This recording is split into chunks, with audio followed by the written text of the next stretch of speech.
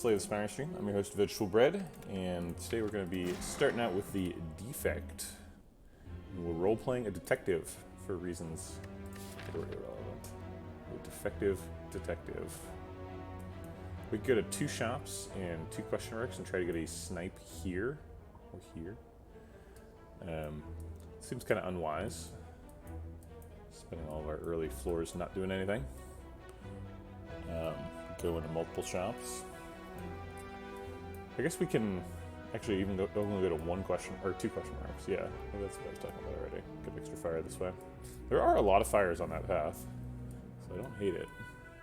We get 2 elites, 4 hallway fights. Oh wait, there's 3 here and 2 here, so 2 here. So I guess it'd be 5 hallway fights, 2 elites, a bunch of fires, a couple shops, and a guaranteed snipe. Doesn't really seem like the snipe is worth that much, though. So maybe we just take the slightly different version of that route. No shop, take the 3 fights early. Maybe go to one of these late shops. I guess we're forced into one of the late shops. Oh wait, we can get 3 elites if we just go either through the shop or fighting 4 elites. Or 4 hallway fights. Yeah, let's do the 4 hallway fight, 3 elite path. That seems really good. Okay, so that just wants a strawberry. So we'll take the strawberry and get started. Trying to sneak through the spire.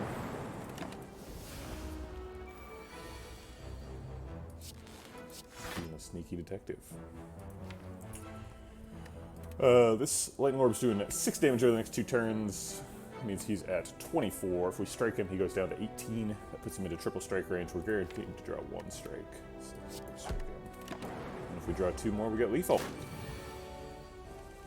For the cost of taking 1. Happy to do it. Got an attack pot, floor 1 claw, glacier, reinforced body. My goodness. Claw is like an endgame scaling plan. Glacier and reinforced body are endgame block plans. Claw helps deal with the elites now. So does Glacier. Reinforced body is a little weak against Act 1 elites.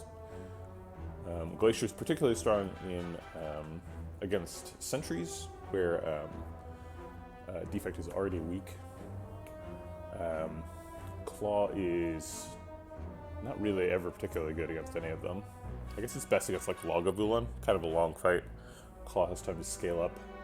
The deck doesn't get polluted by daisies. Reinforced body is a little bit weak against Lagavulin because if you get -2 dex, then it's walking for 5 a bunch of times, and then 3 a bunch of times. It eventually becomes ineffective, just like your defense. Whereas Glacier just keeps on chugging, generating that 4 block per turn. I think I'm going to grab a Glacier. There's a lot of Defect runs where you end up wanting a Glacier. So I'm going to grab one now. It's definitely a little bit early to be picking a Glacier. I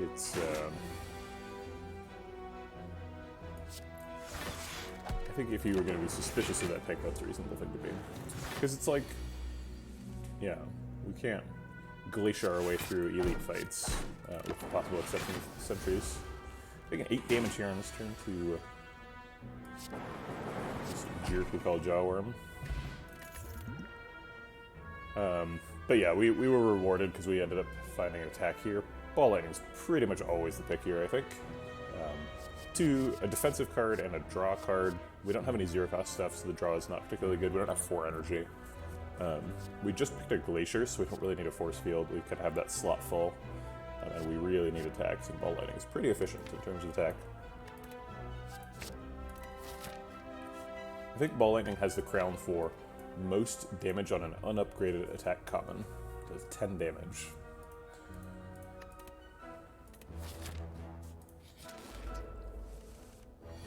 Alright. Glacier defend, I think this turn. They're hitting us for 18. We need every bit of block we can get. Glacier defend is the most. Still taking 2. I think we double strike the Spike Slam and hope. He dies to the lightning. Drat, take 5. Alright, well this turn we can guarantee he dies. And then defend blocks out. I'll play strike over Dualcast. 2 strikes next turn, finishes him off. Strike and ball lightning will do just fine. Practice to reprogram, go for the eyes, and hologram. Not super excited about any of these. Probably hologram's the most exciting. Hologram ends up doing some silly stuff sometimes with Defect. If you take the Winding Halls event, you have 2 hologram pluses. You can get infinite block. That's pretty easy because hologram is a common. Winding Halls is not that uncommon. Although it is an Act 3 event and it requires a bit of setup. It's easier if you have Mummified Hand or a bunch of 0-cost stuff. Also needs like calipers or something to like actually win the game, but that's sometimes available. Go for the Eyes is good against Gremlin Knob. Pretty weak against Sentries. It's pretty good against Lagavulin. And I would like an attack. Go for the Eyes is pretty weak for an attack though. But we're definitely not picking Reprogram. Reprogram is suicide. I don't think there's enough synergy for Hologram to say, like, to be really excited about that. So I think I will pick Go for the Eyes, given that we need it. Keep moving on. Oof, hard tool fight here, because our question mark was a fight too. So we ended up doing a 5 hallway fight path before the first elite, which was pretty rough. But Glacier's got our back. Blocking for 11. So we want to target the Spike Slime first. Being frail and having a Jawworm biting you is a bad situation.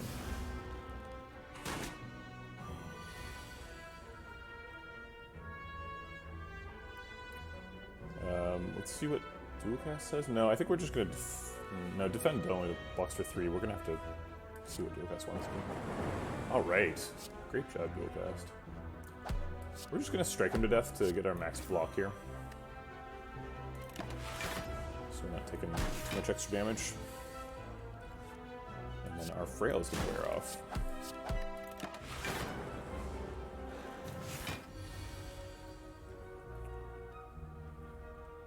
Glacier should reapply a whole bunch of block. Go for the Eyes defends a little bit, which we don't need.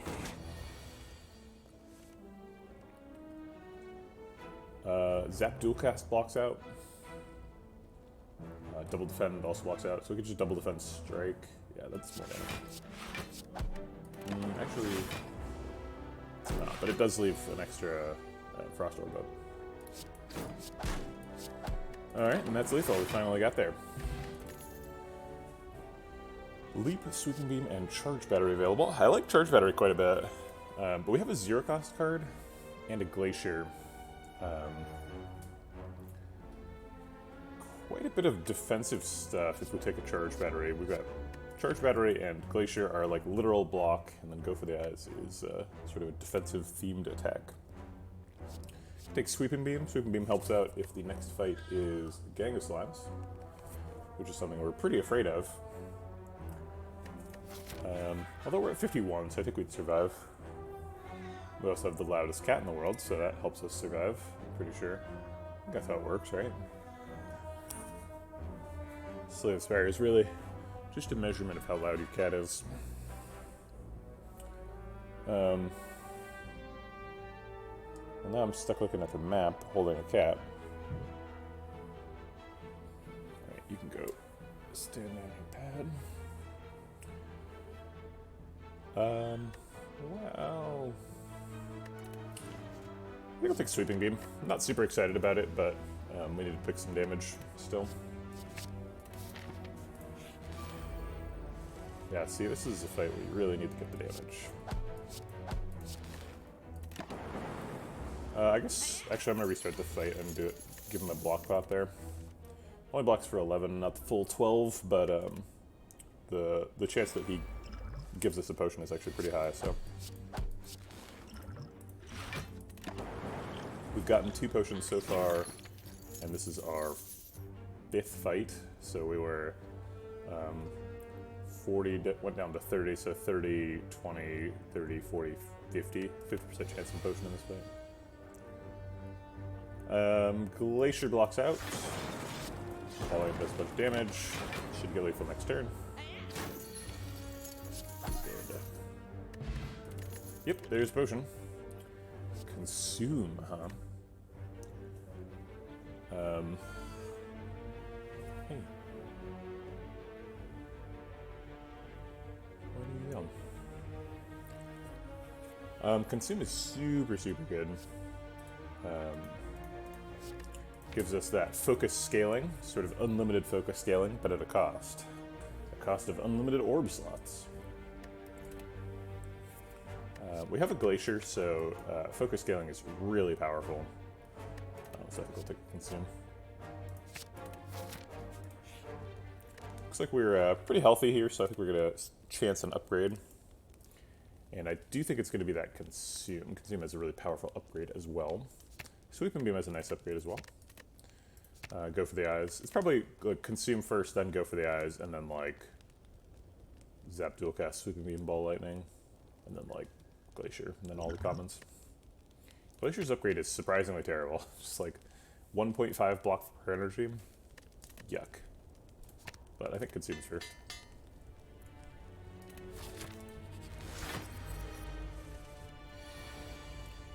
I think we're gonna want to consume before he wakes up. Which means we can't Ball Lightning now. Actually, we just can't Ball Lightning now because it would wake him up immediately. I guess we could Ball Lightning if we wanted to wake him up. We could just Distilled Chaos, which could play Consume and Glacier as the Dream. However, the Nightmare is it plays Strike Strike. I guess that's not too much of a nightmare. Also, waking him up this turn is good because then Go for the Eyes can apply next turn. We need him to be attacking when we draw Go for the Eyes. We got some expensive stuff to draw. Let's go for it. Alright, I guess we're waking him up. Sweeping Beam can still draw Consume. It did. Okay, I'll play Consume. Get Glacier next turn. Yeah. Block for a bunch. Zap or Strike here. Next turn is Go for the Eyes, Defend, blocks out completely, and it only does that if we don't play Zap, so let's not play Zap.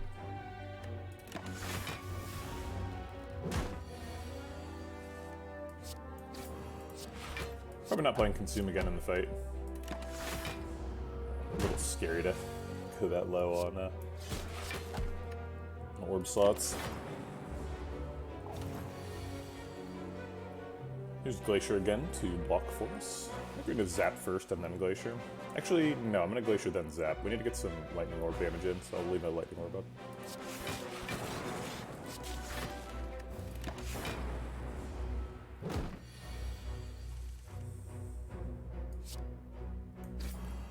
Go for the Eyes has excellent timing. These do the same damage. Do we want to draw or not? I think we want to draw. No. What's the point of this? I guess we want to draw if these cards are better than these cards. And I think they are.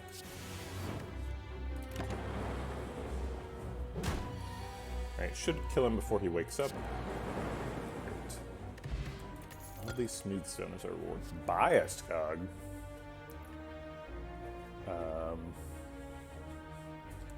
Jeez. A lot of focus scaling being thrown at us. Consume and Bias Cog by floor 7. Electrodynamics is also here. Maybe we've got enough focus scaling that we don't need Bias Cog.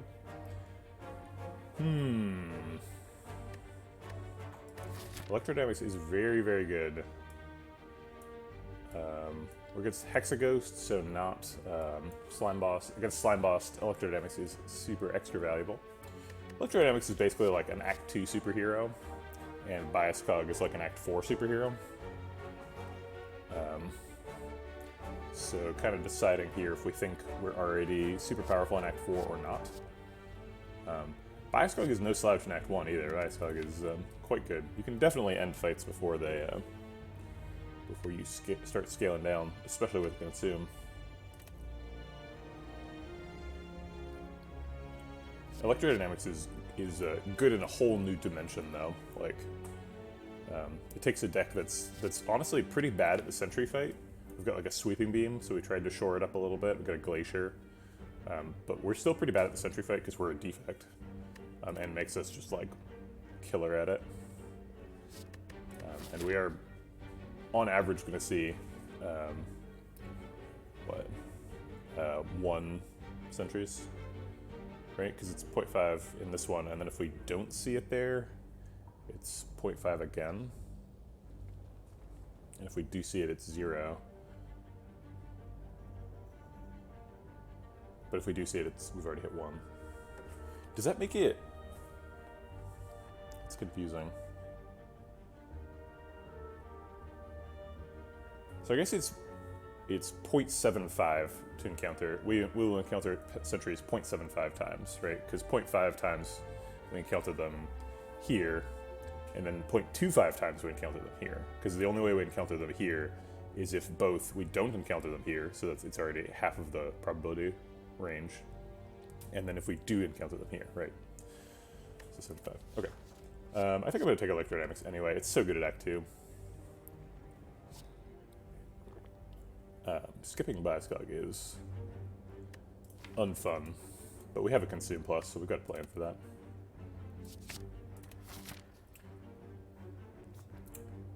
Hey, Pip Simics. Thanks for coming to the chat. We've got 44 health. I think we'll probably be okay for 2 elites. I guess we're doing... Yeah, we'll do these 2.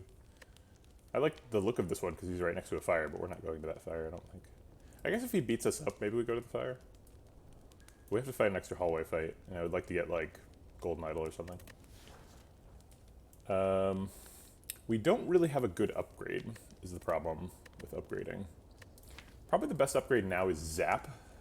I was saying it was going to be Go for the Eyes, but now that we have Electrodynamics, I think it's probably Zap.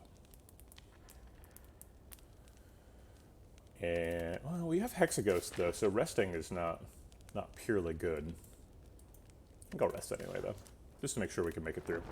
We are committed to doing 2 elites in a row, so if we go this way, which I am going to do. The boot. We do have a Go for the Eyes. Sometimes boot's okay on Defect, but I think this is probably a Sapphire Key. Aha! Sentries. We got them. We still have to play Electrodynamics, and if we draw it next turn, we're going to take like 15 damage for the privilege, but we did not draw it this turn. Okay, it's probably just Glacier Defend then.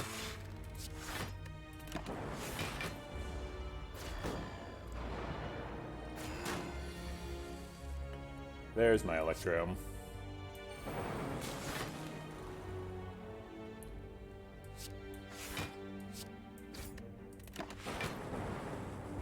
Maybe we should have played what's it called? The Thunderstrike thing there. Zap Consume takes us up to 2 Lightning Orbs, and each one of them hits for 6. So we hit for 12 and kill him. So that blocks for 15. Seems good. I guess Consume Zap is better, because then the Frost Orb evokes for more. Yeah, it has the same other outcome. Okay.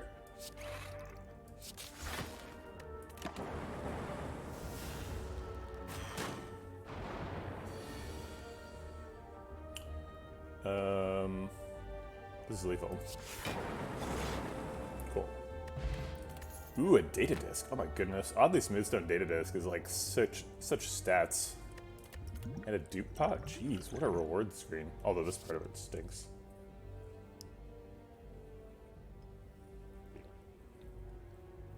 Let's see. Equilibrium helps us set up in-hand combos. We don't really have any of those. Steam Barrier's okay, particularly if you can upgrade it. We do have a little bit of card draw, so picking zero-cost stuff has some value. Next fight is going to be either Lagavulin or Gremlinon. Against either of those, we don't want any of these. Turbo's good if we're trying to do all-for-one combo shenanigans. I don't see any indication we're trying to do that. It's also good if your deck's just really expensive, and we do have a Consume Electrodynamics and a Glacier. So we got some warning signs there for that. Maybe Turbo's a good pick. Honestly, like, Turbo's usually ends up in good Defect decks. And if we're trying to be a Defect detective, I think Turbo is pretty appropriate. I've got to rush to the crime scene. Look at all that dust we're picking up. Oh, look at that. Yeah, we can totally be a detective.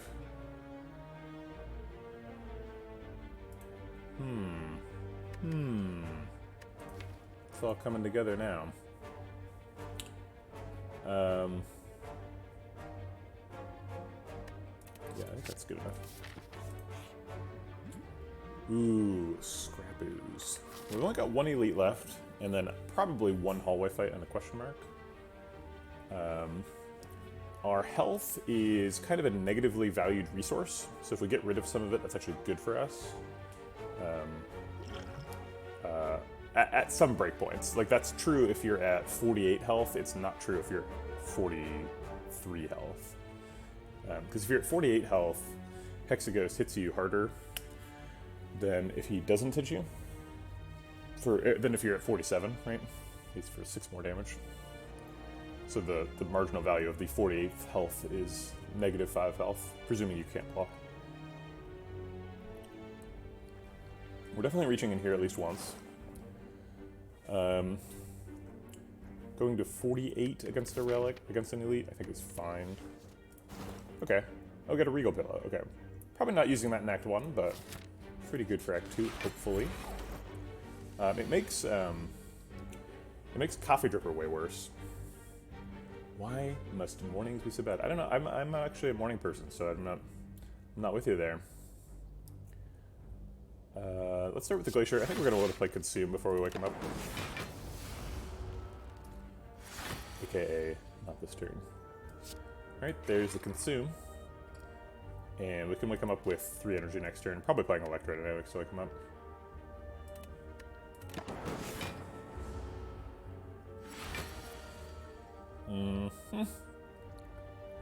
We could dual cast and then Electrodynamics, getting an extra Evoke, which is more damage than a Sweep and Beat. We could Turbo and do it all, then we will redraw a Void at some point. Yeah, let's do dual cast Electro.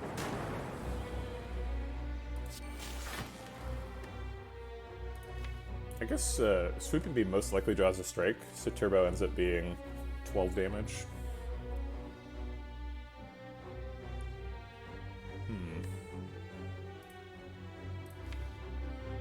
Alright, fine.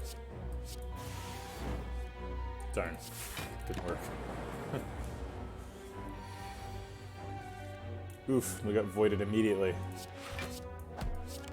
Alright, fair enough, Slay the Spire. Made a bad play, you punished me. Probably not playing another Consume. So I think it's going to be Ball Lightning Defend here. Unless we have Lethal. Max damage is Ball Lightning Dual Cast. So that would cause 3 Evokes for 36 damage, plus the 7 is 43 damage, plus 1 remaining Lightning Orb for 50 damage on the spot. We could kill him with the Attack Pot. Saves us on the order of 14 health. Seems worth it. Let's make sure this works first. Yeah. We'll do it. Or that.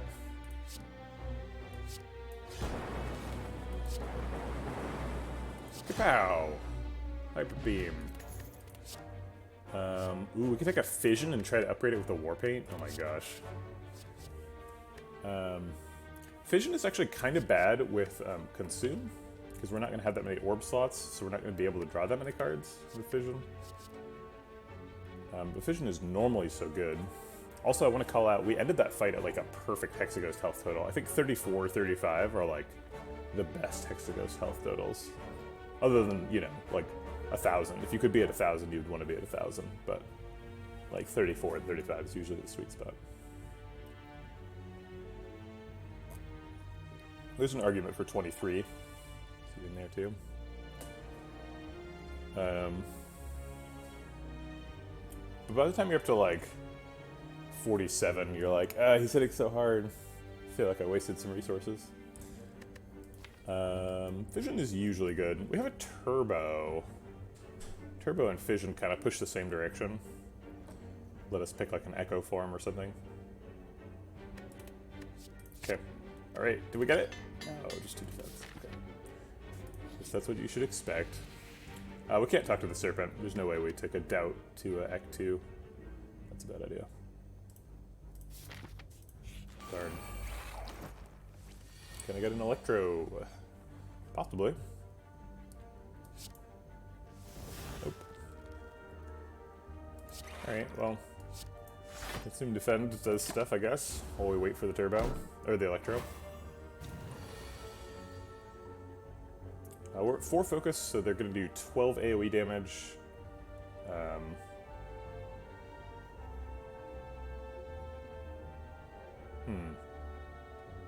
don't want to take 18, but I don't see any alternative. I guess I can sweeping beam and look for block. I could pot the electrodynamics and kill them all. That seems like a huge resource to commit to this fight.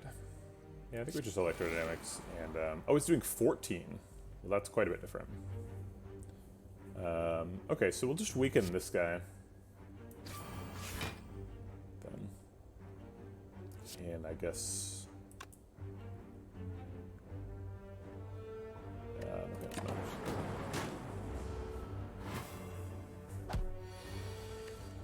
okay, we've descended from the dizzying heights of our 34 health total, the perfect health total.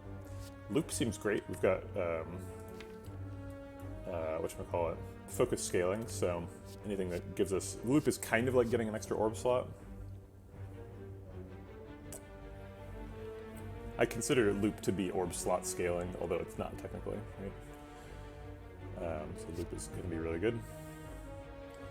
Any indication storm is good? No, we don't have any powers. We were offered a bias cog. I guess we have electro, but... Yeah, we'll go ahead and upgrade the loop. Loop's got a super good upgrade. I guess it's up against fission, technically. Fission's got a good upgrade, too. But loop is kind of nuts.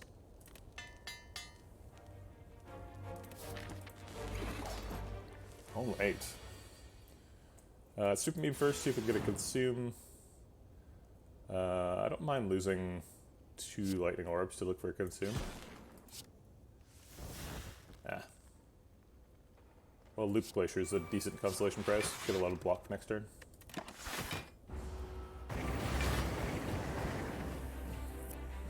Electro doesn't really do anything in this fight. I guess it evokes a lightning orb, gets out of the deck. So I guess we'll play Electro Defend. Why not?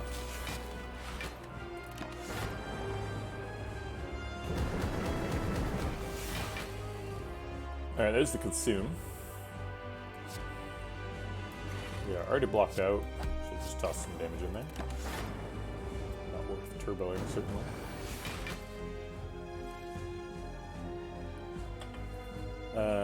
Ball Lightning dual cast seems pretty good. We do want to switch our front orb to be a lightning orb as soon as possible. We can do that this turn.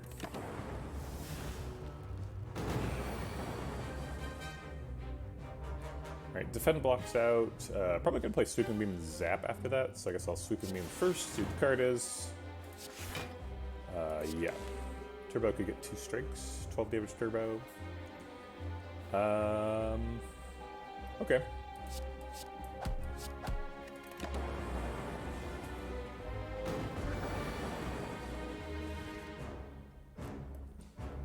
We're gonna skip the Frost Orbs. We need these Lightning Orbs to keep ticking.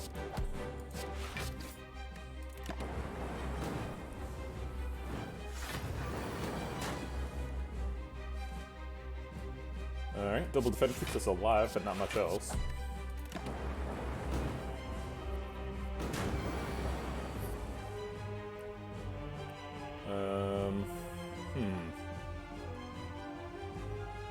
Dualcast Glacier does some block. We're taking 9 plus 6, 15. Glacier does block that out. Getting 3 Lightning Orb Evokes does 36 damage. but it means we have to do 28 next turn.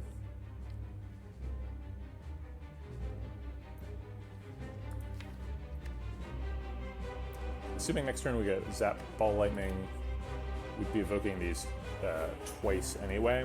So we're getting 1 extra evoke this turn with the dual cast, which is 12 damage, but we're losing out on a 14 damage, so it's net -2 damage comparatively.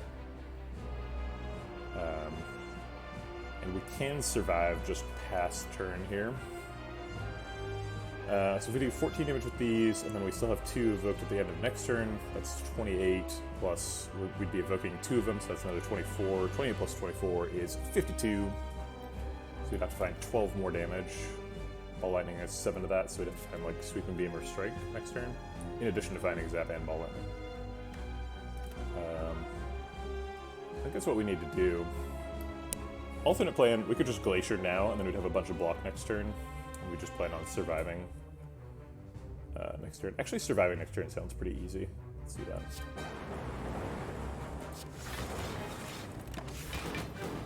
I think this is the path towards maximizing our Act 2 health.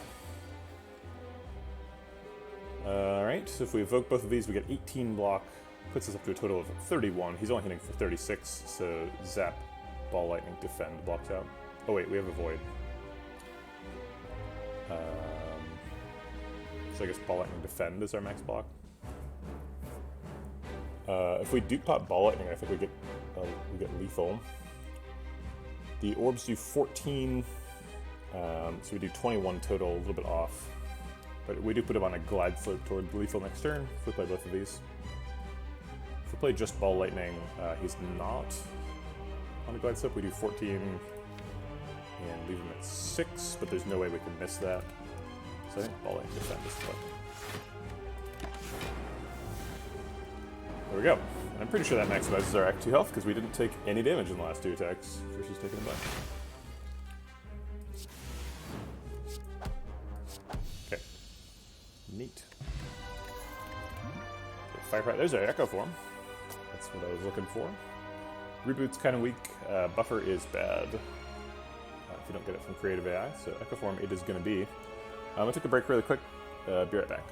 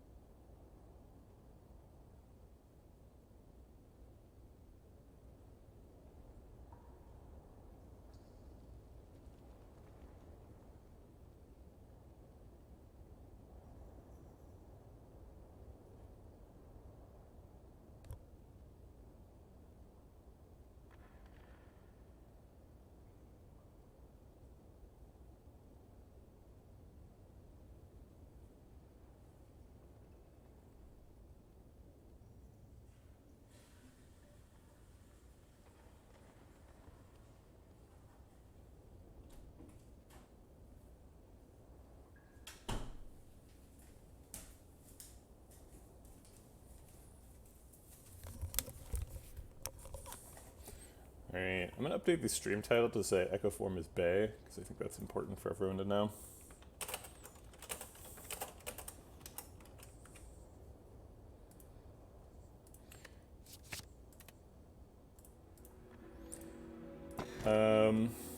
cracked core. It's interesting. The lightning orb is significantly less good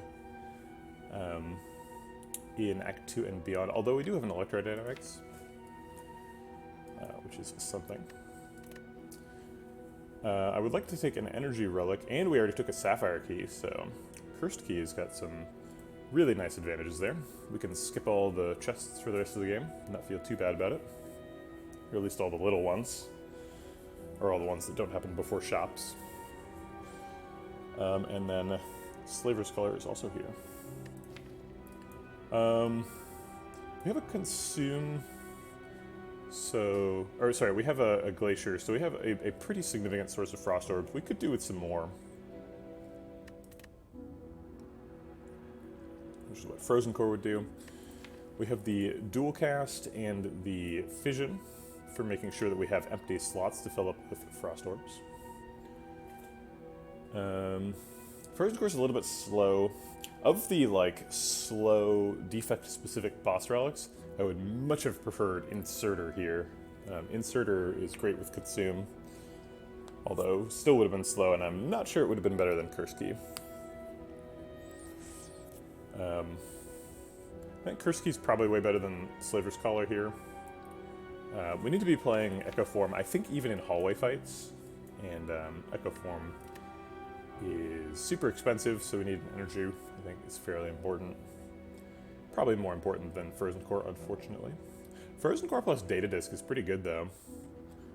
So we block for 3 the first turn, 6 the second turn. And that's assuming no Consume. It's pretty nice. It's a lot of block.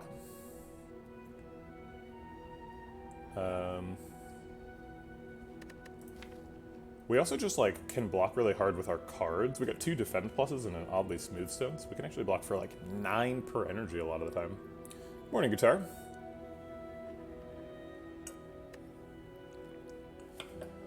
But I don't think I'm ever too sad picking Curse Key here. Let's do that. Hyper Beam guy. Got it. Bunch of money, so we should probably go to a shop. It's Act 2, so we should go to question marks, so that seems like we should go on this path if we can. Seems pretty nice. Leads into a Mega Elite immediately. It's kind of awkward. We could do not Mega Elite and still get 2 elites in the act, these 2 guys. We could switch up the path a little bit and go to this guy. Get the same fires, but get an extra elite. And then sort of swapping this elite for a fire. I like that quite a bit. We'll have to decide once we're here if we want the other hallway fight, or if we want to dodge it. Good chance we want the hallway fight. The paths on the right have way less question marks, but we could go question mark at a shop. And we still get a fire, elite, fire. Lots of really good paths here. Fire, elite, fire, just everywhere popping up. Here's a fire, elite, fire. Here's a fire, elite, fire. Wonderful. Even this is a fire, elite, fire. Fire, mega, elite, fire. This path is a little bit scary because we are forced into an elite after that, but it's a fire and then an elite, so not that scary. But I think I like this left path just because there's so many fires. Looters! No! Alright, let's get that electrodynamics going as soon as we can.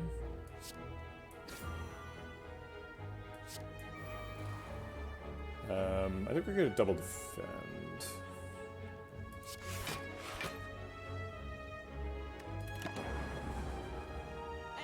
Come on, Electro. I need you now. Electro Glacier seems good.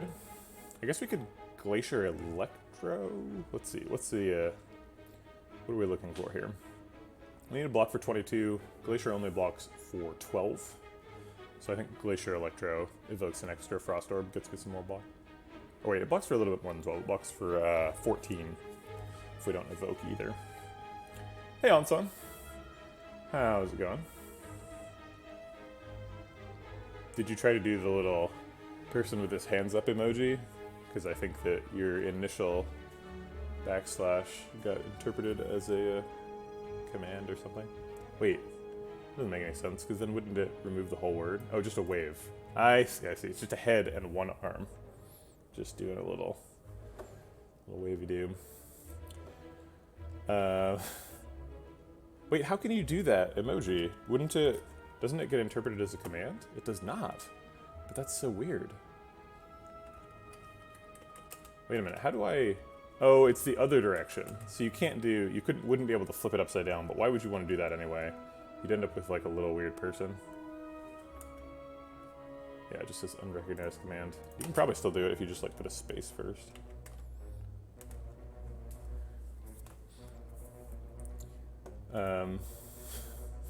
Help, sure.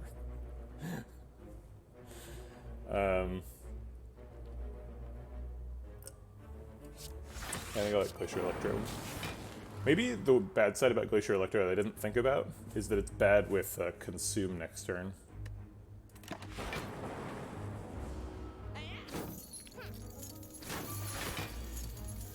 Alright, so this guy wants to keep attacking, this guy wants to run. Well, I can't accommodate all of you. Wait, what is this one with the @ sign? What's this? Is it a flower on its side? Oh my gosh, people have got some crazy ASCII art stuff going on. Guitars crying. Why is this happening to me? Says guitar. Consume Zap seems good. We're doing 14 AoE. He's gonna die no matter what. We get some dancing people. That's adorable. We're pretty much blocked out.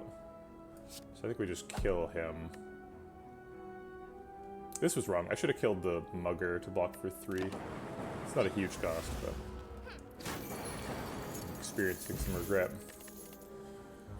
Alright, we've already got a turbo. I don't think Bullseye is good, and I don't think Beam Cell is good.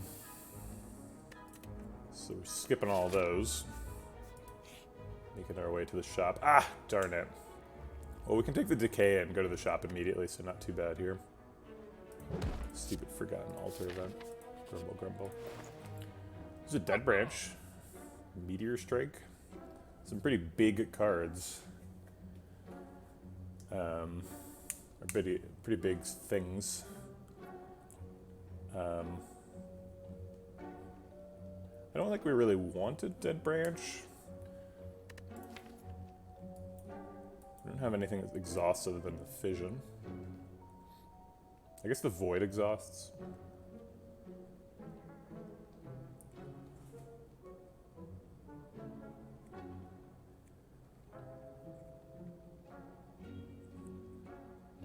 Why is the despair face you? Are you not entertained? Oh no. Well, it's cool that you're getting off your meds though. I mean, I guess. I think it's okay to congratulate somebody for that, right? We need to do this before we forget. Meteor Strike's on sale for $74. It's really hard for me to not click that button. It's a really fun button. I know from experience.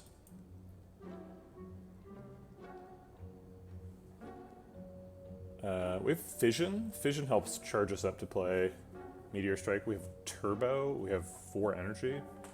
Honestly, we're like not that far off from playing Meteor Strike.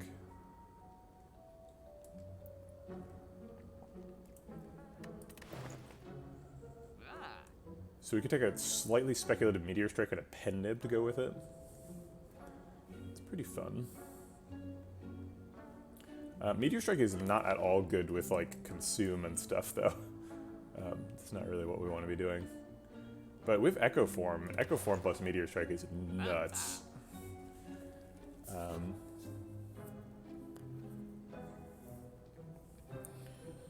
I see. Yeah. So it's, everybody's body is different, so people react to medication in unexpected ways. So I hope you find one that works better. Or I hope the better one works better for you.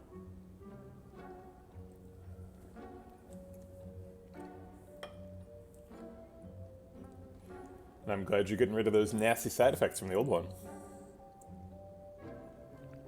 sounds very freeing.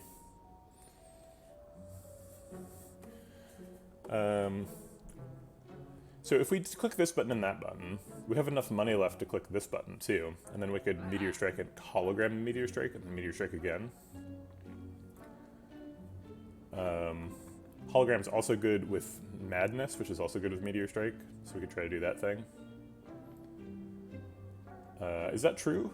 This has 74, 235, 306 is how much that would cost. Yeah, okay. Alright, let's do all that then. Alright. Well, this deck just got way more fun. Upgrade all strikes and defense. Interesting. So it only hits 2 defense, so it's only 6 cards total. Or we could remove a strike.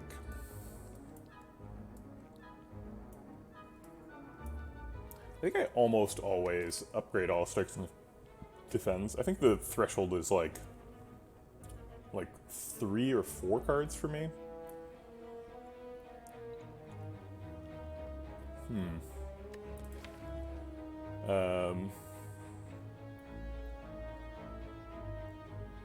Yeah, and this is 6 cards, so I should do it.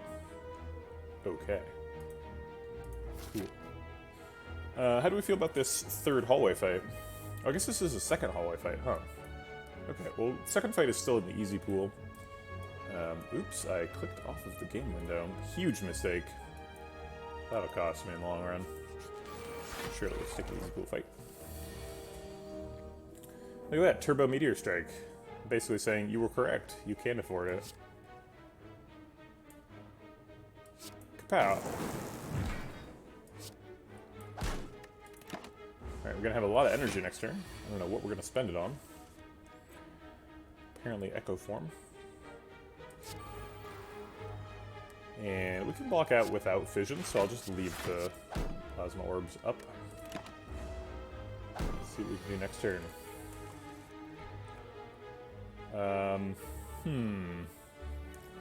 This doesn't seem great. I was hoping for Glacier, or Electro or something. Something good to duplicate. I don't think we can get lethal. Triple Strike is not good enough. It's only 27 damage. I guess Triple Strike Fire Pot is enough. Saves me 22 health. Fire Pot's pretty useful for Act 2 elites though. Get that turn 1 assassination on Red Slaver. Kill a sneaky gremlin on turn 1 in the Gremlin Knob fight, or the Gremlin Leader fight. Excuse me.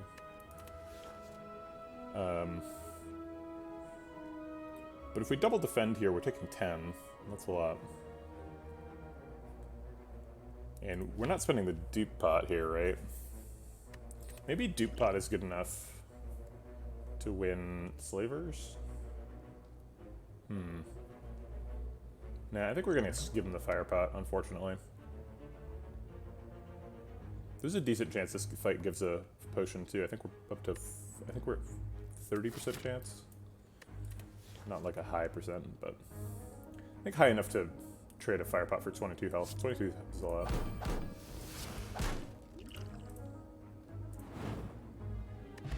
Nope, no potion. Second consume, I think, is probably wrong. Barrage, I think, is a no. We've sort of scaled the opposite direction of Barrage. And self-repair is okay if you're playing like lots of power synergy stuff. If you got like a whatchamacallit, like a storm deck, heat sinks, all that jazz, creative AI. But other than that, it's kind of just a worse defend, because you can defend damage that you didn't take, but you also can't defend damage with it. So if you play self-repair and then die, then you feel like, well, shoot, I wish this was just a leap, you know? Then I could have actually blocked something with it. So I think we're going to skip.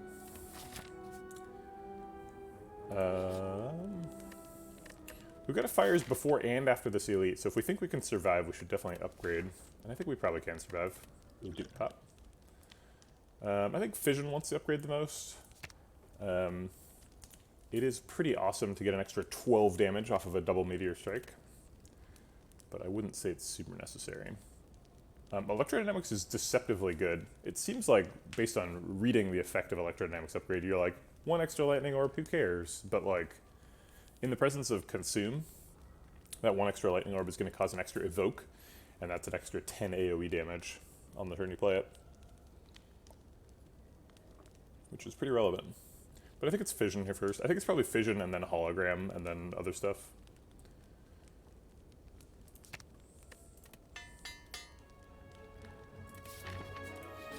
Alright. It is these guys. Wow, we're rewarded again with Turbo Meteor Strike. We're really getting quite lucky with this little combo here.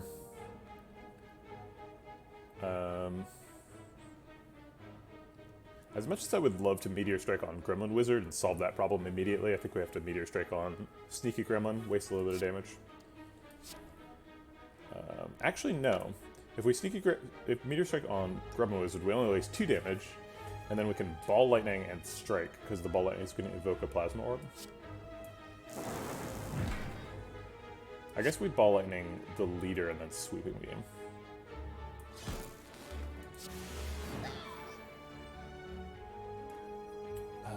Crap. Alright, we just played Meteor Strike, so I think I am going to go ahead and, well, wait a minute. So these give me an extra focus. So I'm going to have 6 energy next turn. So if I draw a, whatchamacallit, hologram next turn, then I can hologram Meteor Strike. Meteor Strike Pen Nib's quite a bit better than Strike Pen Nib. We are skipping 21 damage for that, though, and we only get 24 damage out of it, so I don't think we want that. We'll just recharge Pen Nib. Not a big deal. See, we didn't even get it.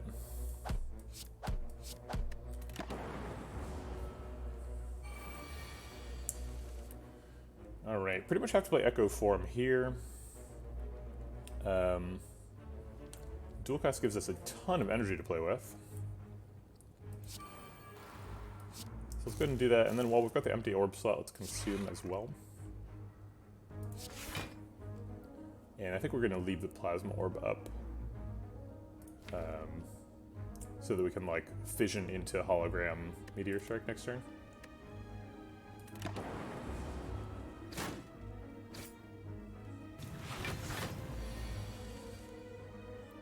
Ooh, we can Echo Form Electrodynamics. It's pretty neat.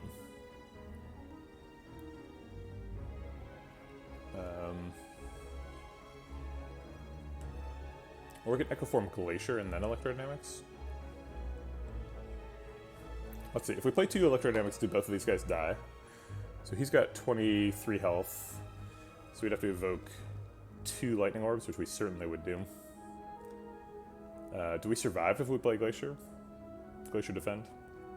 So we block for 17 raw, and then we have 2 Frost Orbs with 4 focus, so those are doing 6 block apiece. So we end up blocking for 12 plus 17, which is 29, and he's hitting for 42. So we do survive, although not super healthy. I think that's what the best we can hope for here.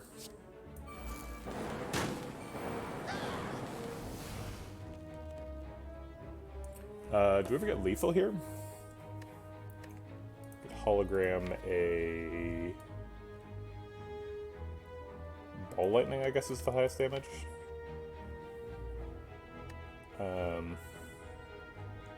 we could hologram a Sweeping Beam, which always gets us loop, because it gets us either loop or fission, and then fission gets loop. So assuming it gets fission, we draw 2 cards. One of them's loop, and one of them could be... Yeah, we get lethal if it's hologram into Sweeping Beam, into fission, into Meteor Strike. I think we get lethal. Alright, so I guess let's look for it. No downside, really. We didn't get it. Okay.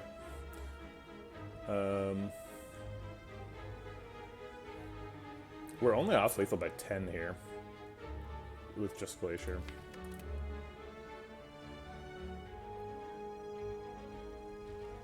Do we ever dupe pot Glacier? I don't think so. I think we just rest after this. Okay.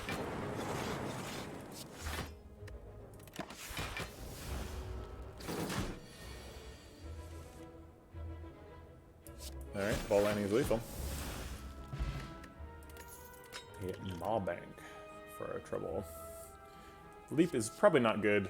We do have Oddly Smooth Stone, but we've already got 4 copies of Defend Plus, which is basically the same card as Leap at this point. So, no thank you. Also, most of our bot comes from Frost Orbs, which Leap does not scale with.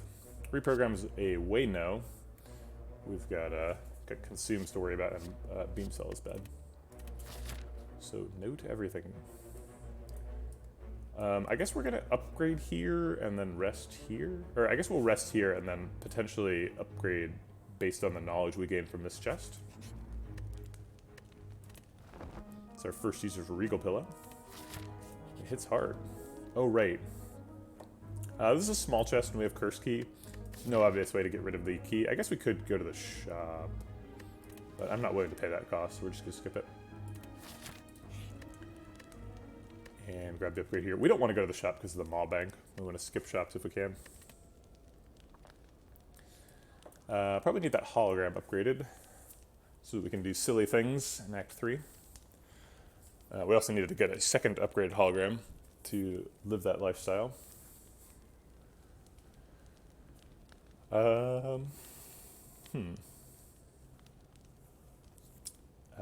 Other upgrades, go for the eyes, turbo, meteor strike. Yeah, nothing's close. Okay.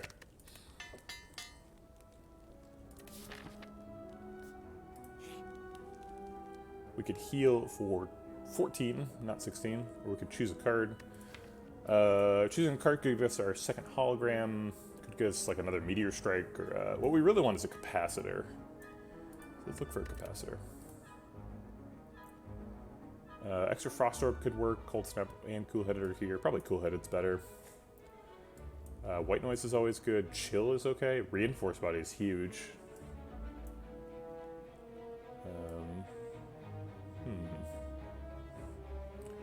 What to do?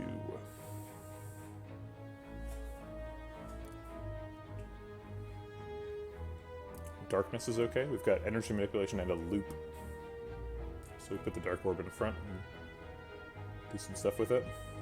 Pretty weak library, I have to say. No rares. It's probably just cool-headed. Maybe, no, Reinforced Body is way too good, right? We should probably pick Reinforced Body. We do have a little bit of Energy Manipulation with the Turbo Fission. And potentially infinite energy with the, like, hologram and all-for-one stuff, so I'll grab Reinforced Body. I guess it's already infinite block if we hit the 2, or if a hologram is included in the combo, so maybe it isn't important to get the Reinforced Body for that. But we also just have 4 energy and some stuff, so might as well Reinforced Body. It's a good card.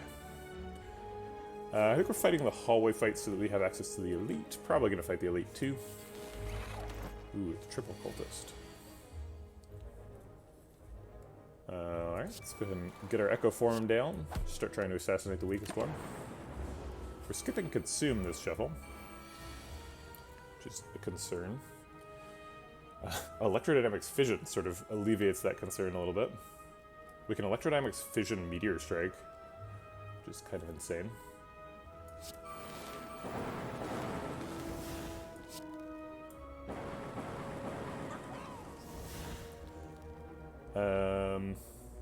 So straight kills you. Maybe we can try and get to next fight without using any more attacks by killing him with the Zap. And leave the pen nip set up. Doesn't look like that's going to be possible. So Zap is only doing 7 next turn. But if we get Zap, Hologram Zap, we can kill him next turn. Okay. Alright. I guess Loop Reinforced Body is probably the way.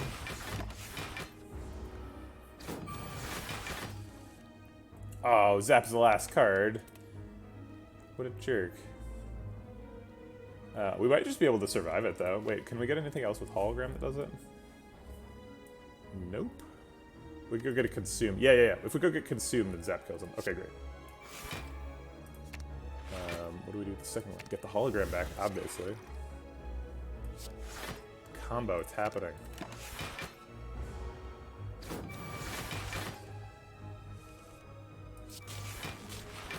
I totally forgot about Echo Form. We didn't even need to play it twice. Okay. Sure. Okay, so there's a Steam Barrier Plus. Steam Barrier Plus is a nice card. We've got quite a bit of block. I'm not too concerned about Steam Barrier Plus. It's a nice thing to go get with Hologram. Cost 0, compatible with Echo Form and stuff. Deck is not super thick, especially considering that Electrodynamics and Echo Form don't go in the discard pile or loop.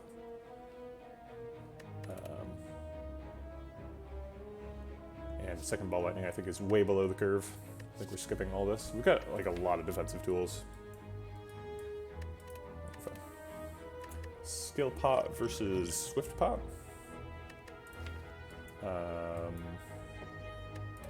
Sure. I almost misclicked on that shot. I would have been so mad. Alright. Hologram can't do anything fun. Probably just Glacier defend. We could dual cast the Lightning Orb to set up for Consume next turn. It sets up for Consume, it also sets up for Loop. Okay.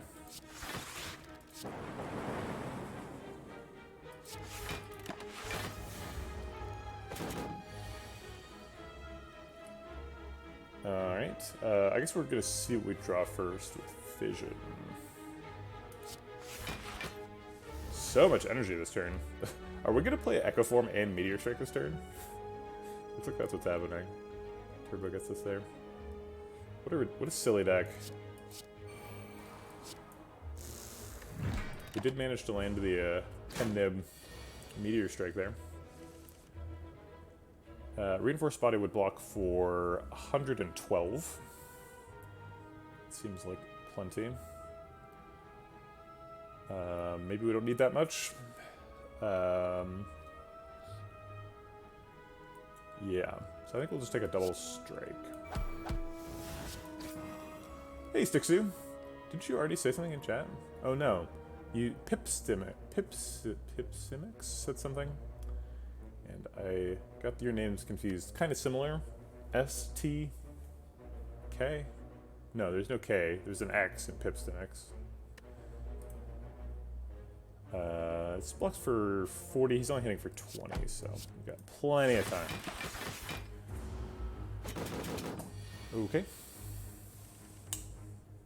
There's Electro. We can play double Electro. We could play double Consume. That's kind of fun. In like a scary way.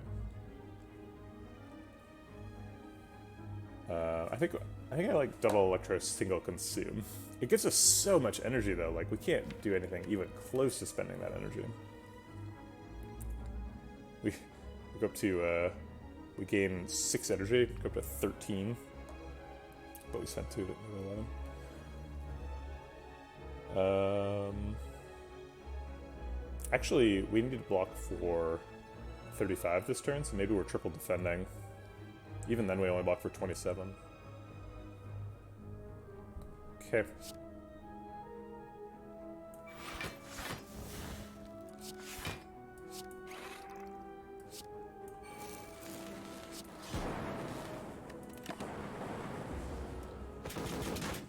We need to get this book dead.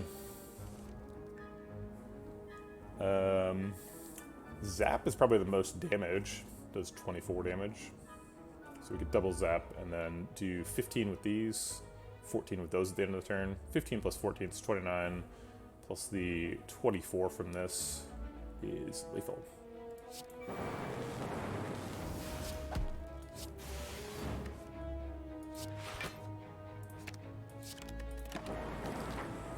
Okay. Ginger, huh? Second loop plus. Hard not to like that. Feels like we could use some draw. We've got a ton of energy with the 4 natural energy, the turbo, and the fission, and the meteor strike. Feels like we're often overwhelmed by how much energy we have. Overclock would help us turn that energy into stuff. Loop helps us block, also gives us more energy. Loop Plus is such a card, it's hard to ignore. Alright, I think we grab a Loop Plus. Alright, Snecko's our last floor 2 challenge. Let's go ahead and draw a card, see if we can get an Echo form. Oh my goodness. I don't think we need to do any of this shenaniganry.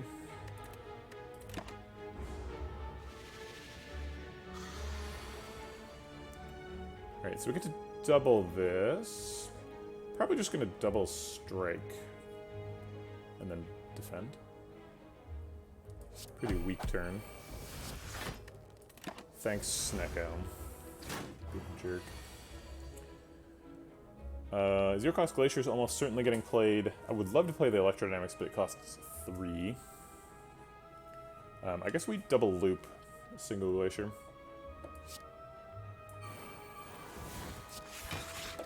And we're blocked out, so we don't need to dual cast. Save the Frost Orbs. We can double Meteor Strike for 96 damage and 1,000,000 energy. And we can reinforce body with all the energy. Kapow! It's too bad we don't get to spend this energy. Oh wait, we do. I thought he was dead.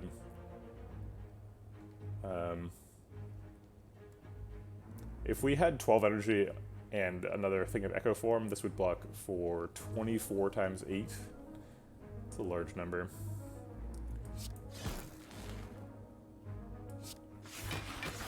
Block for approximately double this.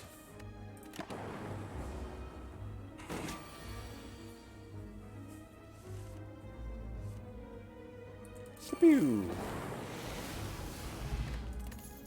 Alright, well this deck's fun. Doing some stuff. Take a second turbo? Is that appropriate? I don't think it is. I think the main thing is the Meteor Strike now. Yeah, Snecko runs into some trouble when he discounts the Meteor Strike to 0. That's not a good plan, Snecko. You want to make my cards cost more.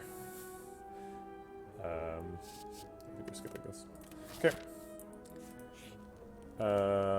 43 health. We can upgrade Reinforced Body.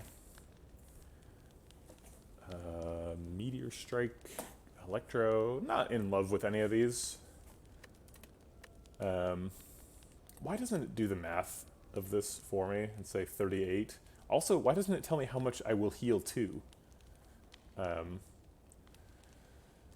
Like, the parentheses are just like admitting that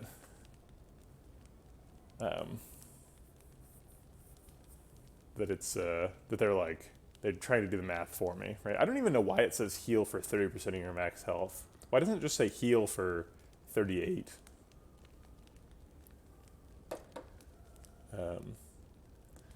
Very irritating. We only lose the value of 3 health here. Pretty valuable rest. I do think we could probably get away with it with not resting, though.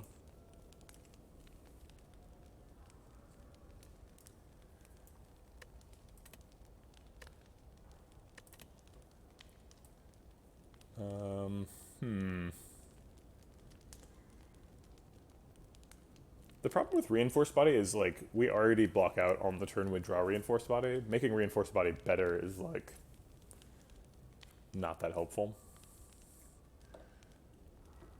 Maybe we take Go for the Eyes.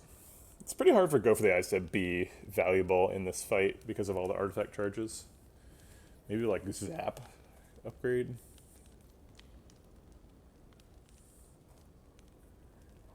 But we have, like, so much energy. Maybe Dual Cast upgrade. Dual Cast upgrade gets us even more energy to do crazier stuff.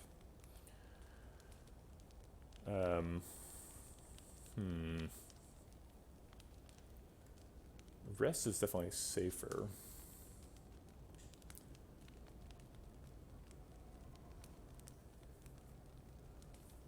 Alright, I think we're going to rest. It probably isn't necessary, but none of these upgrades are, like, super good. And there is a chance that we just die, right? If we don't line up Reinforced Body with the Hyper Beam and, like... No, we would have to be, like, negligently poor play to not get Frost Orbs on the big attack turn. But are Frost Orbs even good enough? Maybe we just need more attack. Or health. Maybe we need to either survive it or kill him first. So maybe we upgrade like Meteor Strike. Maybe Meteor Strike gets us there before he attacks. Because an Echo Form Meteor Strike is big. But we're never going to pull off an Echo Form Meteor Strike, right? We only have one copy of Echo Form. So we're going to be duplicating the first card. And the first card is going to be like either a turbo or a hologram to like go get the Meteor Strike or enable us to actually play it.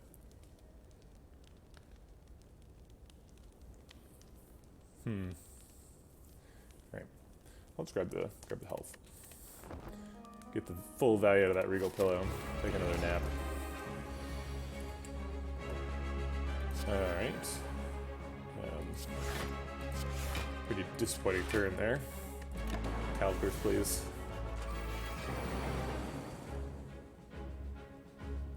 Alright, so see, Meteor Strike not even playable here. Let's get that other loop down. He is going to steal Fission, Echo Form, or Electrodynamics. Electrodynamics and Echo Form are a disaster, so we need to kill him. If he takes Fission, that's fine. He can have it. Okay, he's got Fission. So we're going to focus this one now, because he will eventually steal a card. In fact, it's right now. Okay, we've got Echo Form, so he's going to steal Electrodynamics. Significantly less impactful than Echo Form.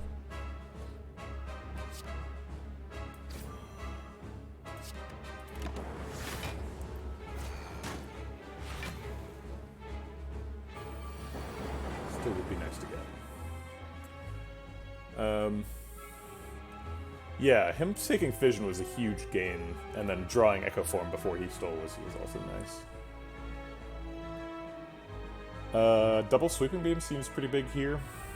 12 AoE damage, draw 2 of these, maybe get a Consume. Okay. Aha!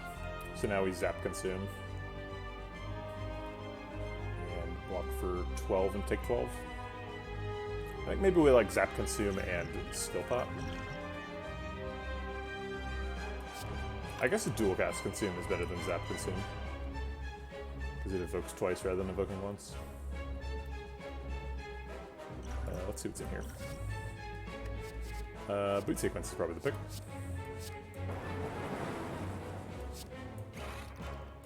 Okay. Take 1.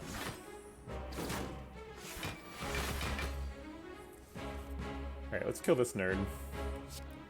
And play the Electrodynamics.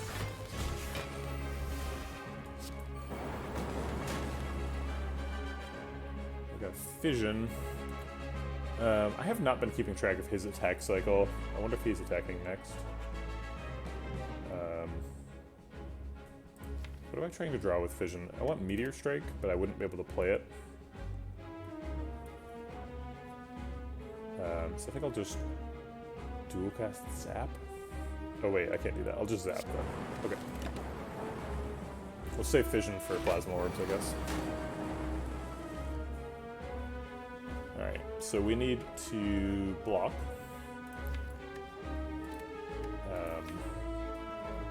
Maybe we hologram the Fission and go try and find Glacier. I guess Sweeping Beam also goes and draws 2 cards. It doesn't block for 12 though. Seems like we need to block for 12.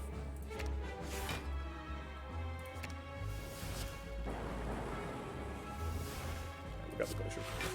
Cool. Sweeping Beam could still find Reinforced Body. And we've got 2 energy to spend on defense, so might as well go for it. Okay, not a terrible outcome. Taking 8. Hey, we got Turbo Meteor Strike.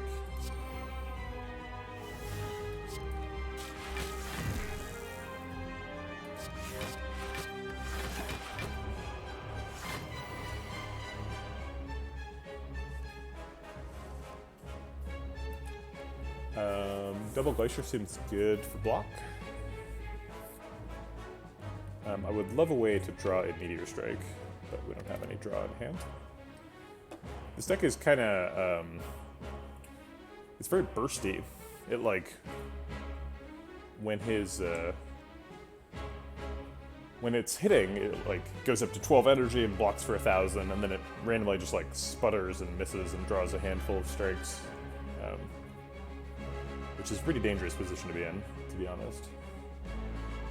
Maybe we try to save the Plasma Orb so that we have energy when Meteor Strike comes, which means we're not playing Glacier. But then we can only block for 6. And we take a bunch of damage. I guess we could theoretically dupe pot our Hologram, and then we'd block for 18, take 22. No, we need to play Glacier first.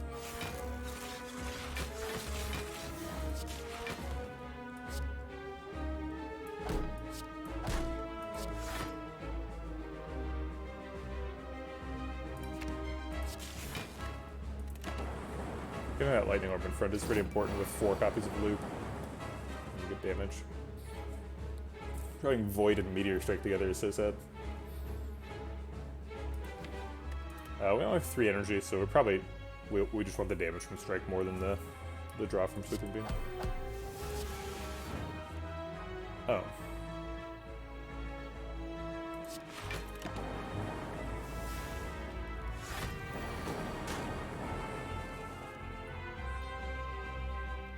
Reinforced Body blocks for 48 exactly, which is what he's doing. Seems like a good outcome.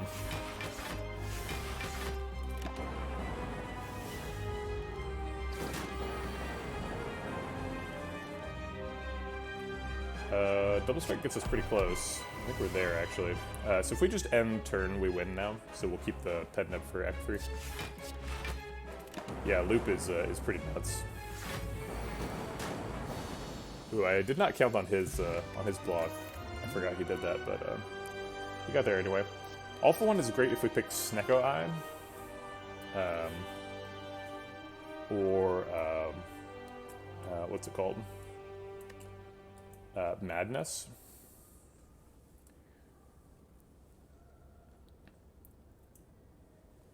If we get Madness, we can get Infinite Block. And it's not even that hard to do. And Madness would already be super good in the deck because of Meteor Strike. We don't have very many zero-cost things to go get. We have Go for the Eyes, Turbo, Fission, and that's it. And Fission isn't even in the discard unless we choose not to play it. Turbo and All for One is almost enough by itself to say All for One is good. Rainbow, I think, is probably bad.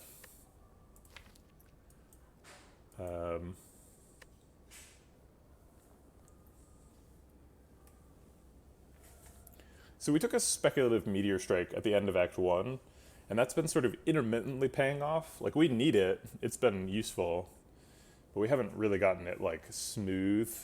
And so if I take an All for One, is that helping or hurting the, like, consistency of the deck? Because consistency is a problem currently. In general, you would think an All for One deck is more consistent because you can, like, tutor stuff out of your discard pile. And any sort of, like, tutoring or filtering is really useful for making the deck consistent. But All for One decks are sort of inherently inconsistent because you can draw the All for One before the important zero-cost cards. And we do have a hologram to sort of, like, quote-unquote fix that. But I'm not sure.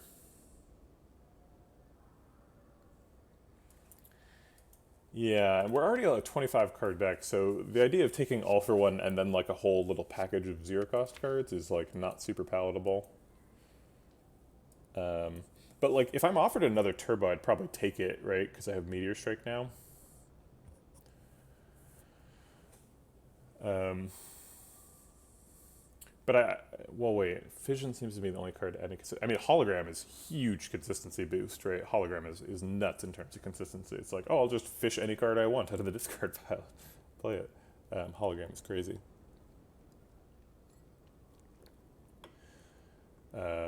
Any card draw helps your consistency, so technically sweeping the game helps as well. We do need more card draw by a lot. Maybe we were supposed to take that cool-headed, because that would have helped our consistency. Reinforced Body is such a powerful card, though. Oh, I see what you mean. I see. Yeah, you mean this Fission. Yeah, that Fission does do some work. Helps us play Meteor Strike, draws some cards. Yeah. Helps us play Echo Form. This Fission is kind of like, the thing the deck does is already really good, so let's make it do it better. The all-for-one could make us do infinite stuff. I don't know. Like, what's the point of doing infinite stuff? I mean, it wins you the run, right? So, all right. So there's a point to doing infinite stuff. If you can inconsistently do infinite stuff, though, like, do you die when you don't get the consistent result? Dude, starting value is great.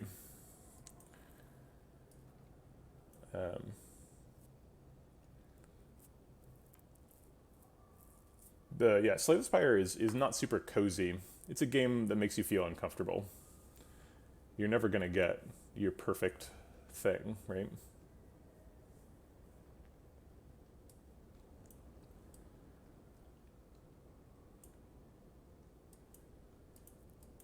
Alright, I think you've convinced me into the Fission. I think Fission's better than All-for-One. All-for-One's just like a new thing, and we shouldn't be picking new things. We've got a 25 card deck. It's Act 3.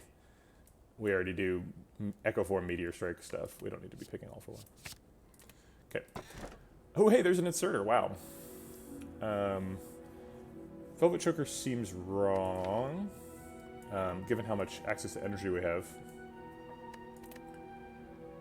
Tiny House doesn't do very much, and our potion slots are full. And inserter is massive with the consume, so yeah, let's 100% take the inserter. Okay. Sorry, Tiny House. All right, Awakened One can be very difficult for.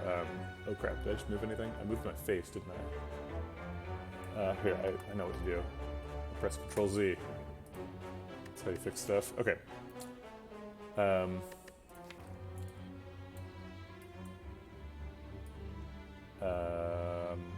What was I saying? Okay, so we're against Awakened One. We have 2 copies of Loot Plus and an Echo Form. So he's going to get some strength. Electrodynamics is probably also getting played in Phase 1.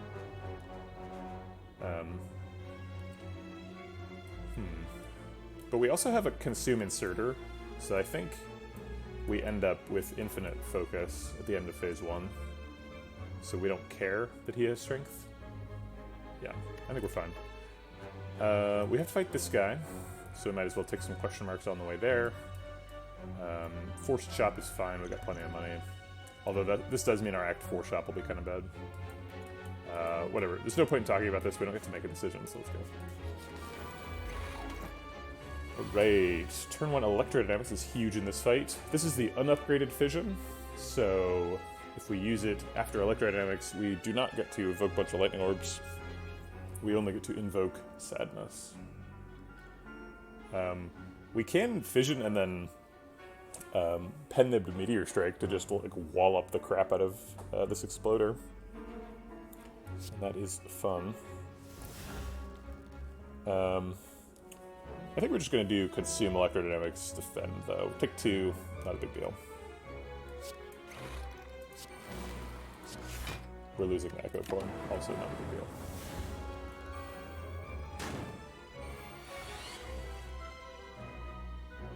That inserter is real nice. With the Fissions in the deck too?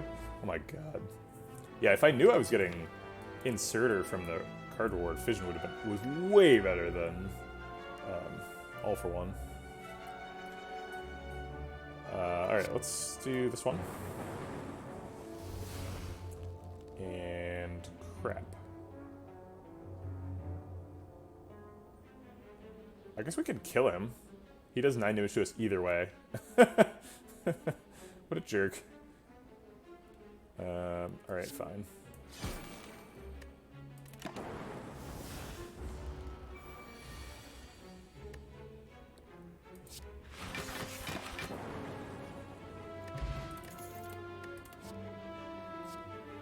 I always like Rip and Tear. Rip and Tear Plus does so much damage.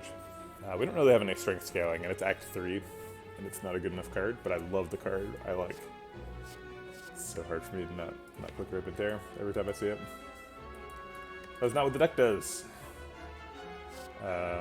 We've got plenty of block. We don't need stack. I could do with another Frost Orb, though. I'd definitely take a Cool-Headed. And Streamline is way too low impact for this situation. We don't do much physical damage. That's not really true. Yeah. Rip and Tear Plus is an insane card. I cannot believe this card exists. It's like so much damage. Well, you know, just 1 mana for 18 damage. It's not even that it doesn't even split. It like chooses a random enemy and does 18 damage to them. It would be way worse if it did. Well, wait, does it? No, it can split, can't it? Wait, how does Rip and Tear work? Oh my god. Fear Potion's interesting because we sort of split our damage between Meteor Strike and Lightning Orbs. And I guess the real thing is we don't get any value at Flex Pot. I'm used to Flex Pot being really good, but maybe it's just not.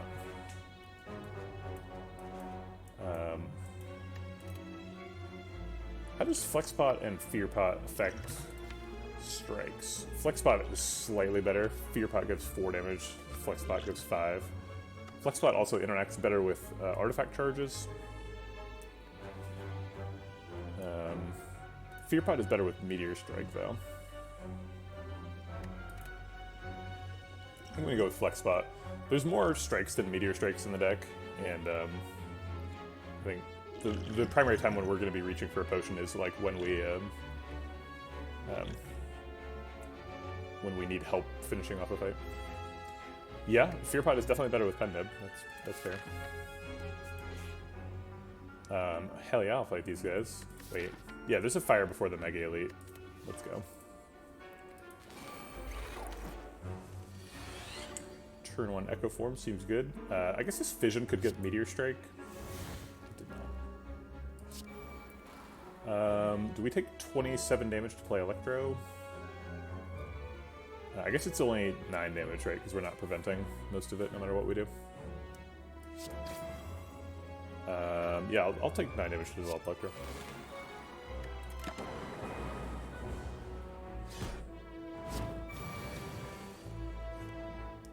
Alright, we got an Echo Form, and we can play Triple Loop. Or play Double Glacier. Double Loop. Double Glacier, Double Loop is pretty good. I guess Double Glacier, draw 4 cards, gain 4 energy is pretty insane. Also blocks out. Okay. Let's go find that Meteor Strike. Hey, there it is. Are we blocked out? We are.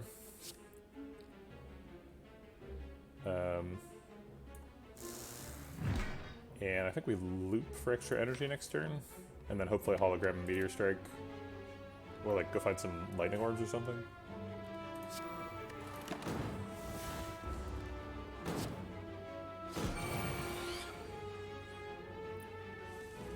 Alright, hologram that Meteor Strike seems good. We also can go hologram something that makes Lightning Orbs? No, we can't do that because there's nothing in here that does that. I guess we could play double Lightning, Ball Lightning first, but then... I guess playing double Ball Lightning is probably better than playing double Hologram. I'm presuming we're killing them both this turn. Not sure that's true. The Ball Lightning is only going to do 7 AoE damage, so that Meteor Strike would need to do a lot of work. So I think we're planning on him hitting us for 21. So maybe we block for 12. That seems wise. I could grab a reinforced body.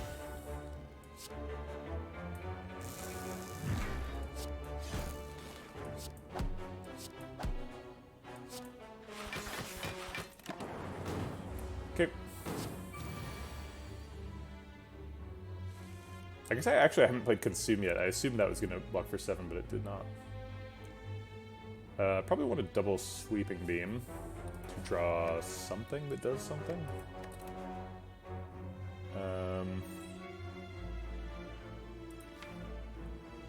If we Flex Pot, double Sweeping Beam, Strike, do we kill him? So this would do 22 plus presumably... Okay, so let's assume we draw Dual Cast Strike.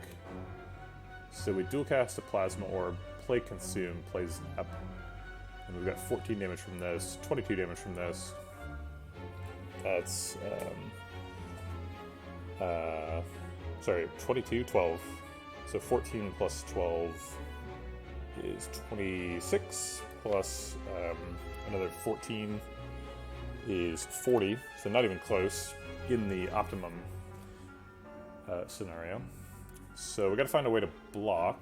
I guess that still is just double Sweeping Beam first, so we can find the defend. No, maybe it's double defend, Sweeping Beam, draw the defend and play it. Dupe Pot the Sweeping Beam? Is that what we were saying? I hate spending a Dupe Pot in a stupid Orb Walker fight, but I also don't like dying. I guess dying is not on the table here, right? Even single defend keeps us alive. Actually, single defend dies if we draw the burn.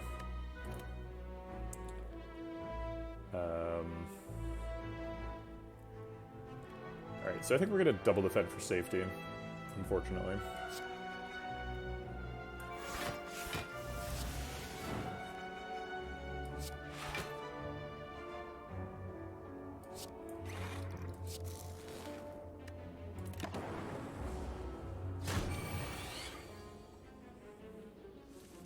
Can I get a Meteor Strike?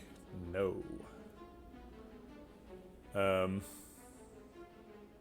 Alright, we are dying. Do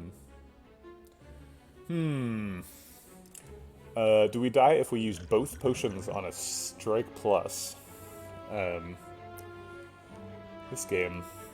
What are you doing to me? Okay, so the Strike does 14 per thing. We'd play it 3 times, so we do 42 damage. 42 plus the 14 is lethal. But I think we can't skip either one. Right? Yeah. There's no extra damage here. That's it. That's all of it. Okay. Yikes. Close call here. Oh, maybe I could have skipped it, because I didn't think about the Pendant. Although the Pendant didn't trigger unless we played the Dupe Pot, I think, so. Captain's Wheel for a... would the Pendant have triggered if we only had 2? I'd have to watch the VOD to see. I don't remember if it was on 8 or 7. Drat. So we wasted a Dupe Pot for nothing. Hologram is something we were looking to pick up. Aggregate helps us play the expensive stuff. Meteor Strike. I think we've got enough energy turbo stuff. 2 fissions and a turbo. As well as the Meteor Strike itself. If we upgrade a hologram, I'm pretty happy about that. Oh, it was the last strike? Okay. Yep, it is really, really inconsistent, this deck, unfortunately. Okay, so we're about to do 3 question marks. If one of those question marks is Winding Halls, I'm really going to want to have picked this hologram. Because if I get 2 holograms and I get them both upgraded, and we get Winding Halls, we get infinite block. And that's really good. It takes some setup. And we don't have calipers, so maybe it's not that valuable.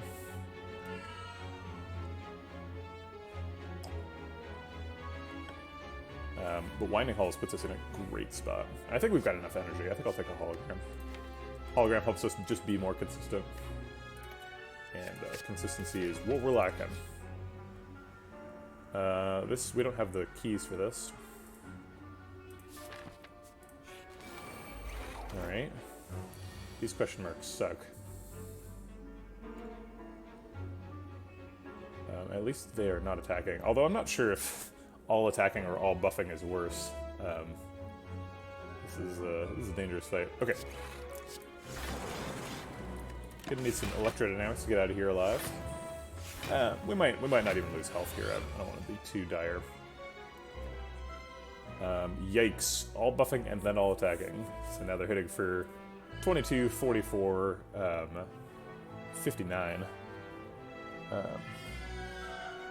What's going on, Coconut? I think she wants the door open. I'm gonna go help her out.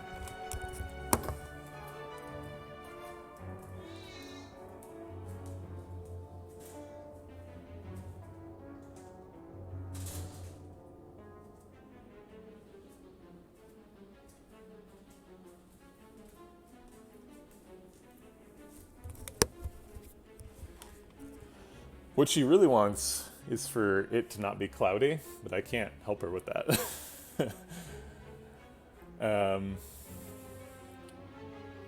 We could defend, hologram, defend. I guess it's more energy efficient to just play reinforced body.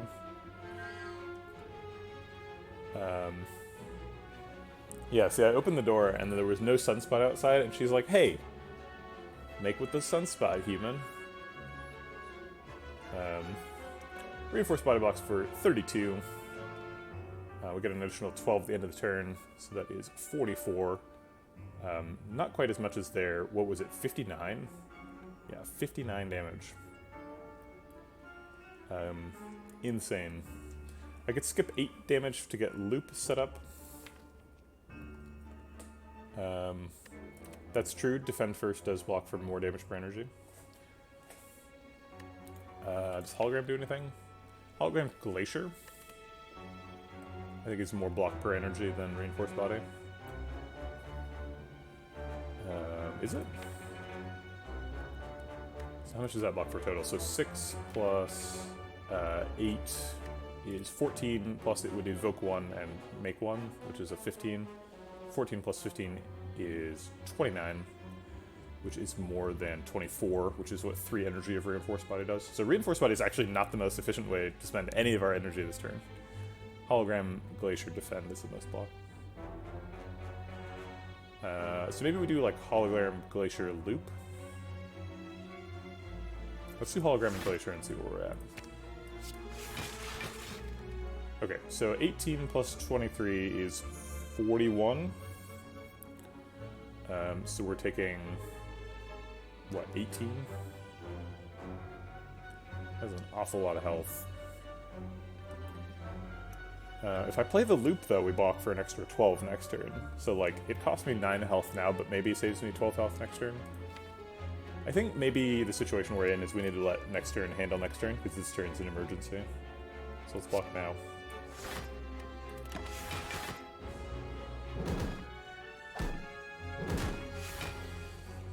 A savage fight.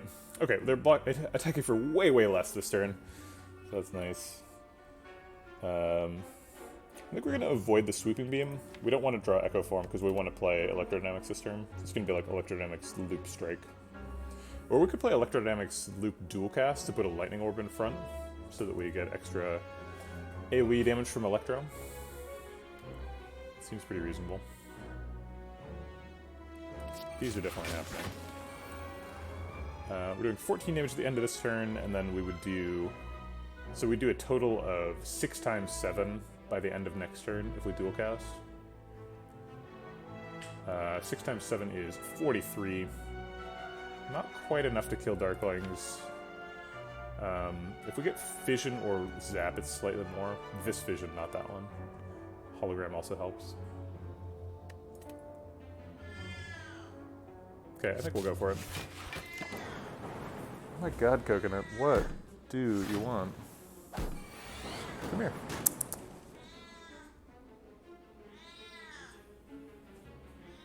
I don't know, what can you do? Ball Lightning kills you, and you don't die. But I guess if we Ball Lightning you and strike you, you both die. That seems good. He survives at 2. Dies next turn. Hey! What is it?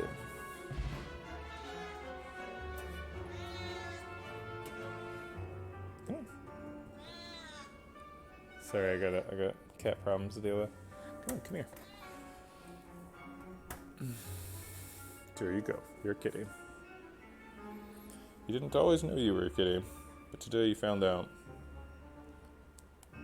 Will you let go of me? Get your little claws all stuck out. There we go.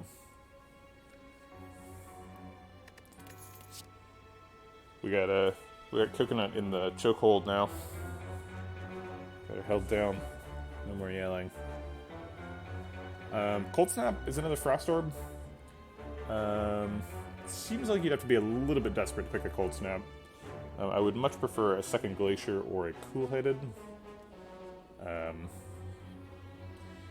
But Cold Snap would make our Frost Orbs a lot more consistent. We need that consistency, so I think we will take a Cold Snap. We also have 2 copies of Fission, so just like having extra orb generation is pretty much always good. And a what is it called? Meteor Strike. Alright, last chance for Winding Halls. This is not bad. Losing 14 max HP is kind of bad. 14 max HP we can pay off by resting, and if we rest we get Regal Pillow value.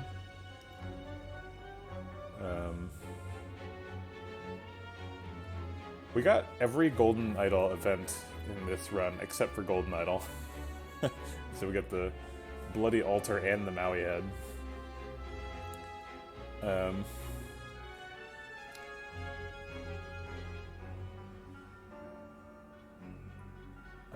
Let's see, so how much is 14 health? Puts us to 64 max. Which is 8 squared, so that's nice.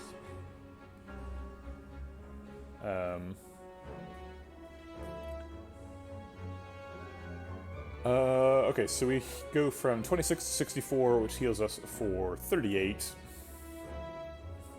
Pretty sure we'd heal for more than 38 if we just rest next floor. If we do this, we get to do an upgrade.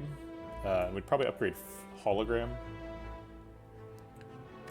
And then our only chance at Winding Halls would be this question mark.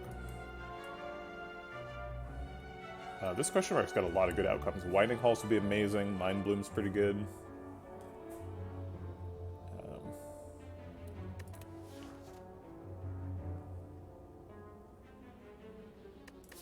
I guess technically a shop can also have a madness.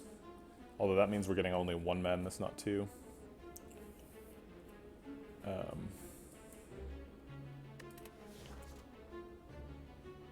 think we'll just keep the max HP and leave.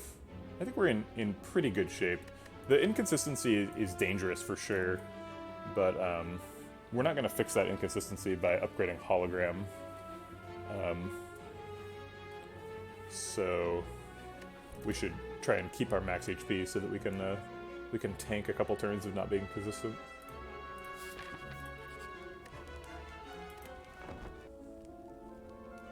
So you went up to 64 anyway.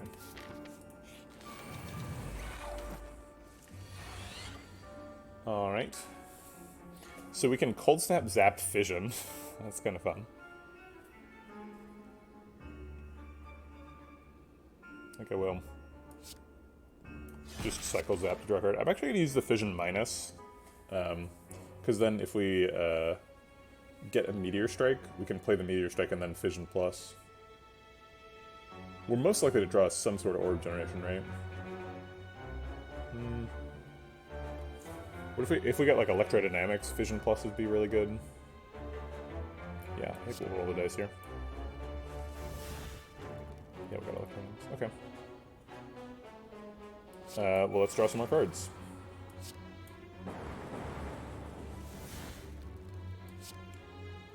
Strike kills you, Loop does a bunch of work.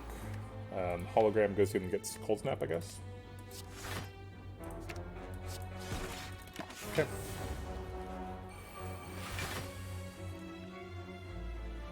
There's Meteor Strike. Can't play it. Glacier is going to be more efficient than Reinforced Body. Actually, it's not. So it blocks for 14 for 2 energy, whereas Reinforced Body blocks for 16 for 2 energy.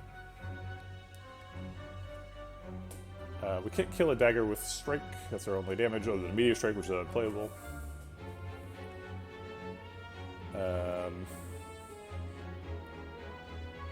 I guess for 40 plus 18 is 58. We can block with Reinforced Body, or I guess defend Reinforced Body for 33. 33 plus the 6 and the 3 is 42. So we end up taking 16 damage.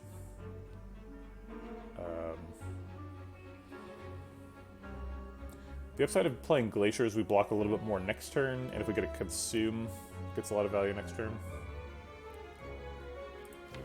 Next turn is really scary, because these daggers are going to be exploding, although she can't be multi-attacking again. That's against her code of conduct. But the daggers exploding is scary enough.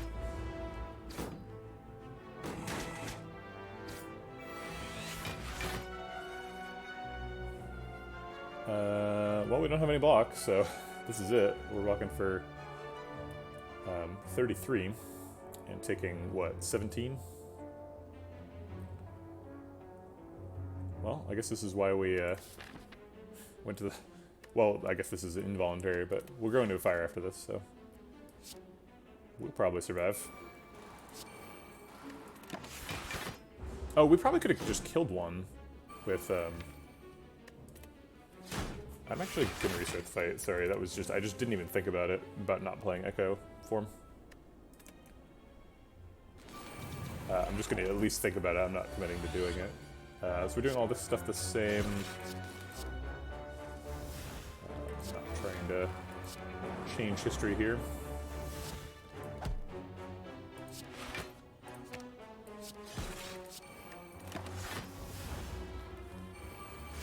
Alright, and then this turn we Glaciered.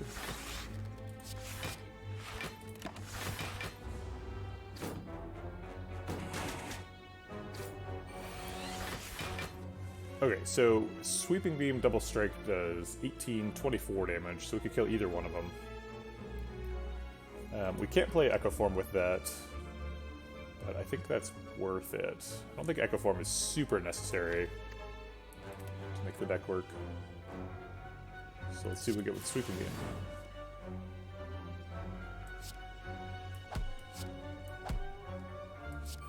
Okay. Alright. Go for the Eyes is really helpful here. We don't have Echo Form, so we don't care about the order of anything.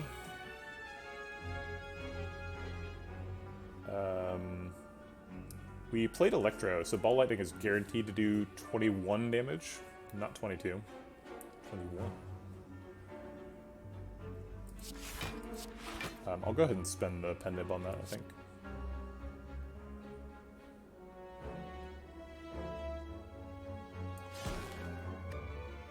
Oh, right, we haven't played Consume yet.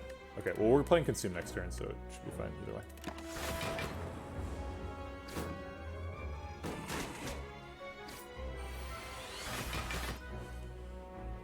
Okay. Yeah, Consume Ball Lightning clears the daggers.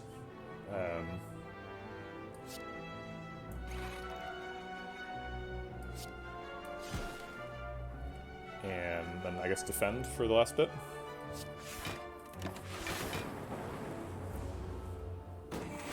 Alright, I think we've stabilized.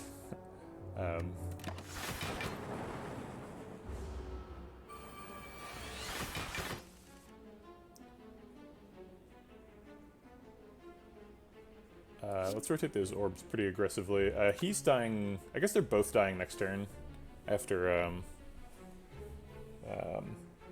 24 AoE damage, or 28 AoE damage, so we'll just target the Reprimenter.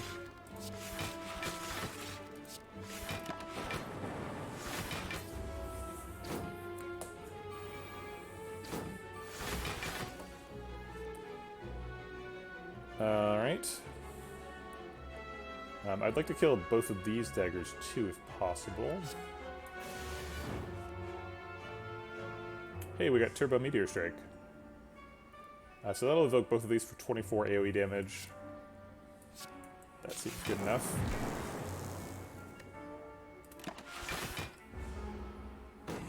Okay. Yeah, this is the first fight where we felt like an end-game defect, and it's a good time for it. Strength Rectomancer is one of the biggest challenges in Slay the Spire, so I'm glad we were ready for it.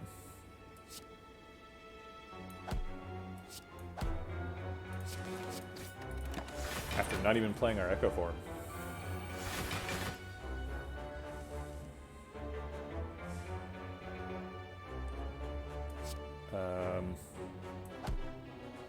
I guess I'll use the Consume for the extra block. It seems like we need it.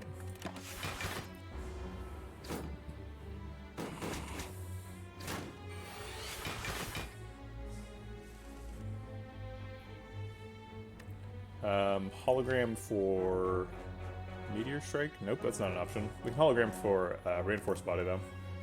I think that's probably enough.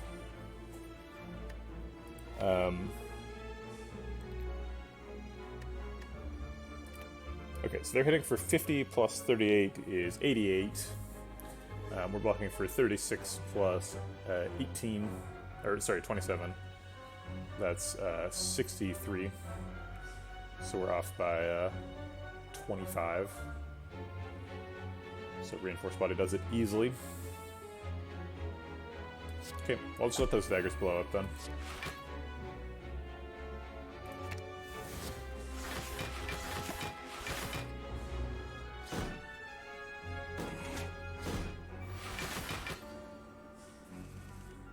I'd love to kill her without attacking, to keep the pen nib up for the next, probably elite fight. In fact, guaranteed to be an elite fight.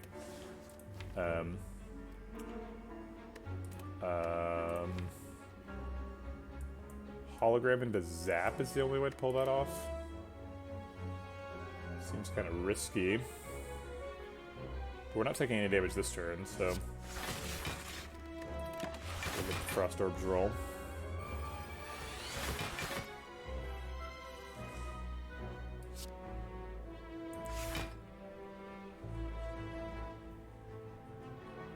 Where's the Zap? Oh, there it is. I think we're safe this turn, right? Yeah, blocking for quite a lot. Okay, and then we just let the Lightning Orb kill her next turn.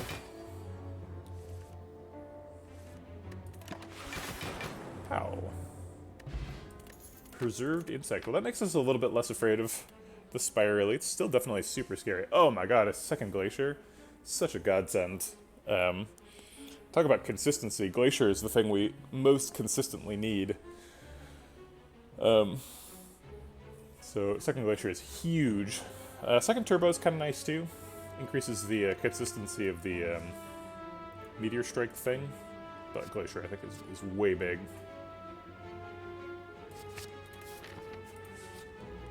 I think we're resting again. Biggest upgrade is Hologram and Fission. But I think we need the health. We're just using that health to stay alive. Ooh, a big chest, and we got a shop right after it, so we can get rid of the curse. Yes, please. Shame and a Darkstone Paract. Okay, well, that didn't pay off very well.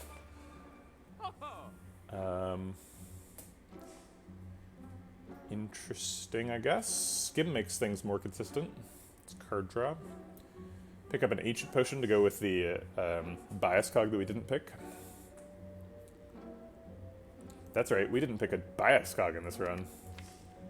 Think about that for a second. This Electrodynamics could be a Bias Cog. Alright, let's get rid of the curse. Get a bunch of money. Frail's not too bad if we're blocking with primarily Frost Orbs, but it's not so inconsiderable that we could keep in the deck. These cards aren't very good. Maybe we buy Cauldron here?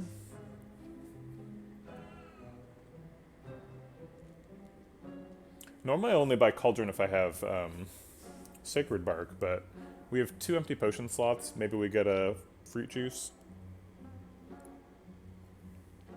Regen pot seems like it's also something we could make some pretty good use out of. I kind of want the Frozen Egg, even though we already have a 30-card deck, and it's floor 44. It's like pretty decently likely that we'll pick up like a Creative AI or an Echo Form or something through the rest of the run, and getting that free upgrade would be nice. Bias Cog. Barrier.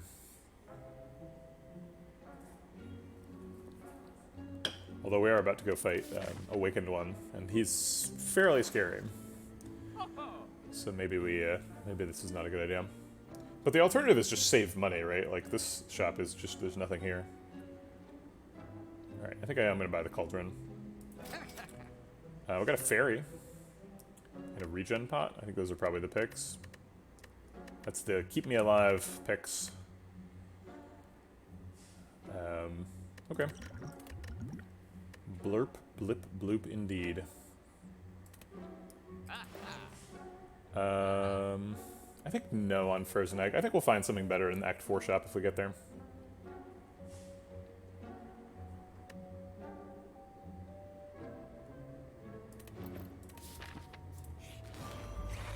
Giant head.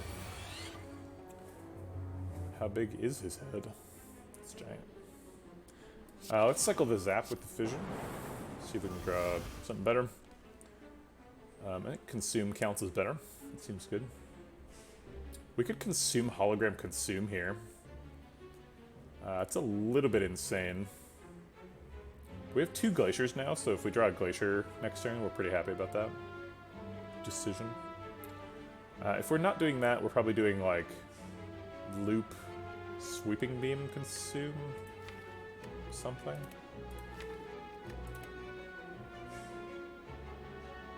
Sweeping Beam is nice because we could draw some block. I guess the best case scenario is like Sweeping Beam, Consume Glacier, but then we pass on Loop. Preserved Insect names it Normal Sized Head. Shrunken Giant Head.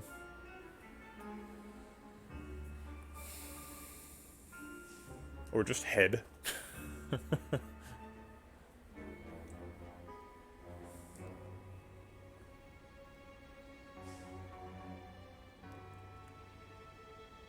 I think I like the just like balls to the wall, consume hologram, consume play.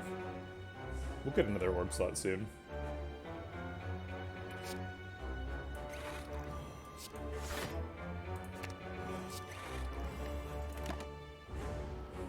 Seven focus. There's the Glacier. Alright.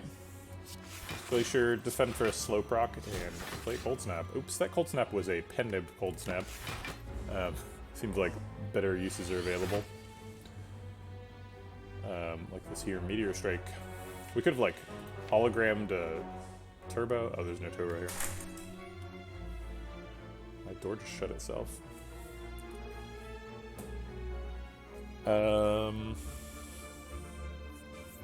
If we Ball Lightning Glacier, the Ball Lightning goes to the front for potential loop synergy.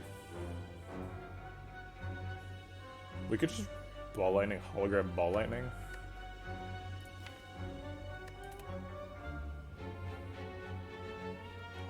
You don't really need to play Glacier this turn. This is the problem. We could hologram the loop. I kind of like that. Hologram the loop. Play Ball Lightning.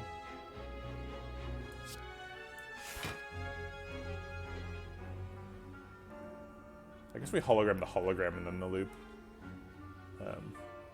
So we get an extra slow proc. Oh crap, I clicked the wrong one. Okay, I guess we're playing Consume. This is also fine, maybe? Echo Form is amazing in this fight. I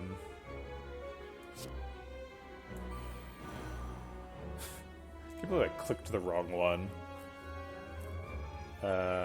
If we turbo, we cannot get a Glacier next turn, which is concerning. We should probably have drank the regen pot like as soon as we saw this fight. I guess I'll drink it now to make up for lost time. I want to play Turbo Electrodynamics. Go for the Ice Strike. to get slow proc stuff and like damage eventually. It just doesn't feel like that's a good idea. I guess Fission can draw me into a shuffle. We have a loop coming up. I want that loop on a Frost Orb, though. I can't afford Electrodynamics. Oh, we're too slow. We're getting killed by Giant Head.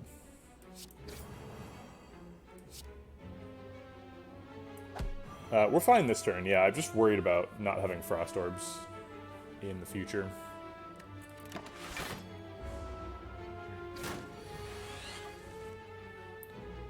Okay. I guess double defend, double strike? Speaking of being slow, goodness. Trying to fight Giant Head to a standstill. Alright, Fission draws us some cards. Glacier replaces the Frost Orbs we're about to lose. Seems okay. 2 Glaciers, huh? I have to say that is not a good outcome. Get all those slow procs for Go for the Eyes. Goes up to 4 damage, wow. Incredible. 60% extra damage on a Go for the Eyes. Loop first, get that doubled.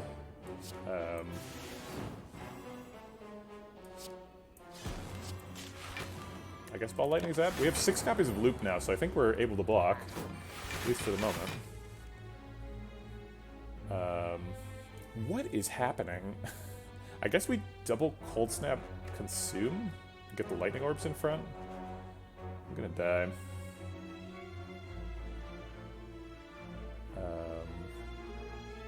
We get double Electrodynamics for a ton of damage, and then die. Double Hologram for like Glacier Turbo. And do stuff with that. That seems okay.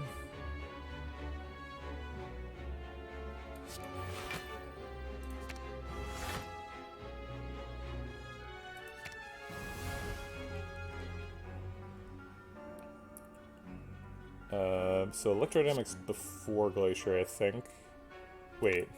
No, we want Electrodynamics to push the Frost Orbs back to the front. So we Glacier first. And then Electro. And then we finish off with a Cold Snap. 137 block. Very little damage. Okay. We'll get there eventually, maybe. If he doesn't kill us first. We do block for an absurd amount, so maybe this is fine. Maybe this is enough. I guess this turn is double strike. What is happening? I can't even with this deck. Alright, I'll double strike with a Pen Nib on 1 slow trigger.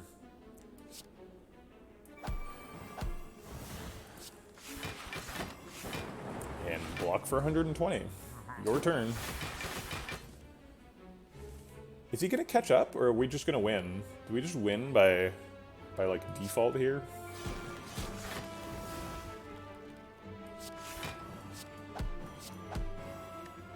This is a lot of damage. Does this deck need like a Thunder Strike?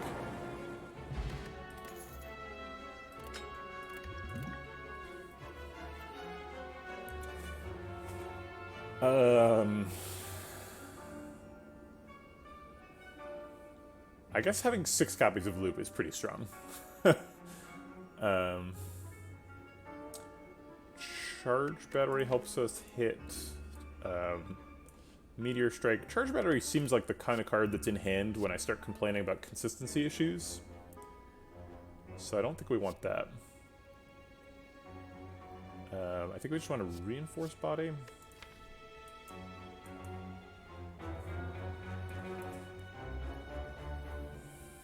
I'm so confused about this deck. It's like doing so many things. It's like an Echo Form deck, but it's also like a Consume Inserter deck, but it's also a like Meteor Strike Fission deck, but it's also like a Hologram Whispering deck. Like, what is happening? There's a lot of stuff going on. Just picking any card is such a morass of decisions. Reinforced Body is just a good card, right? We can just pick Reinforced Body without any guilt, so let's just do that. This is the most expensive red mask I've ever seen. I'm not doing it.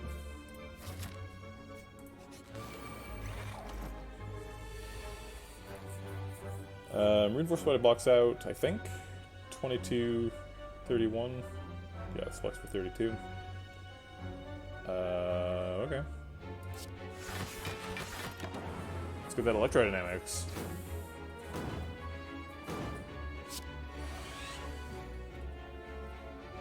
Let's cycle a Ball Lightning with Fission. And find the electrodynamics. A couple of Glaciers, though. It's kind of nice. Glacier, Glacier, Loop.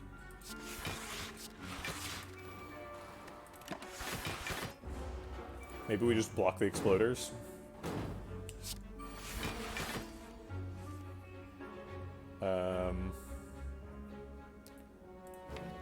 We could hologram a Glacier and Cold Snap. That's the max block. I don't think we're killing them. We can do 18 damage. It's almost enough. I guess we can kill one. Kill one, block the other one. That seems fine.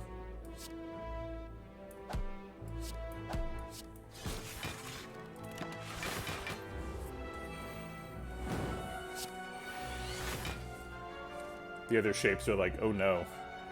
The Exploder went and he's just still standing there. Nothing even happened. I guess I'll consume.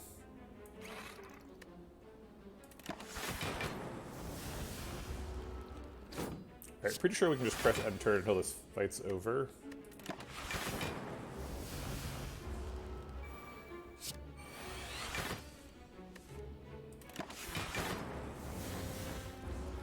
It's gonna take some time. These are fun.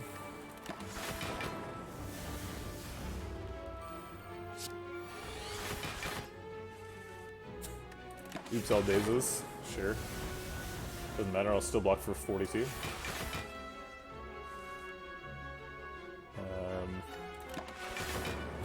Oh, I should have played the Zap. Oops. Could have ended one turn earlier. Okay, we got there. I should have also charged the ink bottle. What was I thinking? Is this a creative AI deck? Surely not, right? Surely there's already way too much stuff happening to introduce creative AI into the mix. Yeah, get out of here, creative AI. Maybe if I'd taken the frozen egg, it was a creative AI plus. No, this is good. Okay, here's my last chance to charge ink bottle and pen nib for the boss. I mean, my energy is the most inconsistent thing about the deck. Sometimes I have 12 energy, sometimes I have 4. I guess 3 is also possible if I get voided. So I wouldn't say that I'm spending all my energy. I don't even know what that question means in this context. Consume dual cast Cold Snap I think is good enough to block this turn.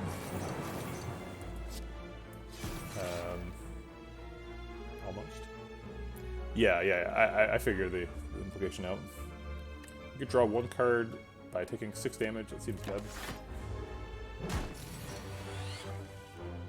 Alright, so we can Glacier Fission Meteor Strike. Or we could just Fission Meteor Strike.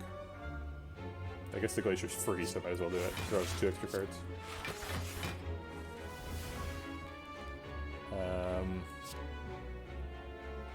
It's our first of the run Pen-Nibbed Meteor Strike. Gotta be watching that ink bottle. Not been paying enough attention to it. See, this is one of those turns when I got a million energy. And it's still not enough.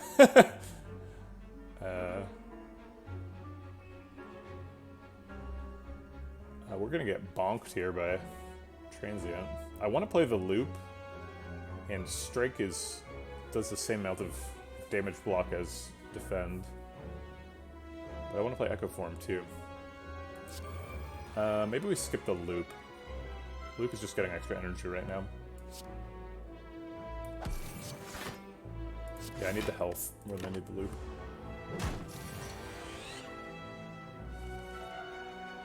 Okay. Double Electrodynamics does a lot of damage. Kinda. Double Strike does a lot of damage too. We actually don't have very much focus. We've only got 4. Just 1 consume, looks like.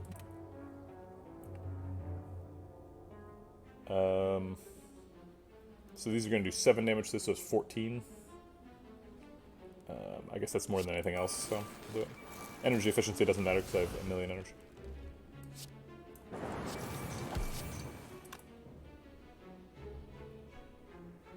Alright, play Glacier 2. Sure, why not?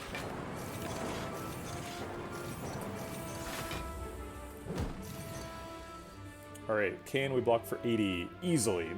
Reinforced Body basically does it by itself. If we double loop first, can we still Reinforce Body to block? I think no, because we only have 1 Echo Form trigger. That's a good point. Maybe Glacier was wrong. The difference is pretty low, because it's 6 versus 7, but...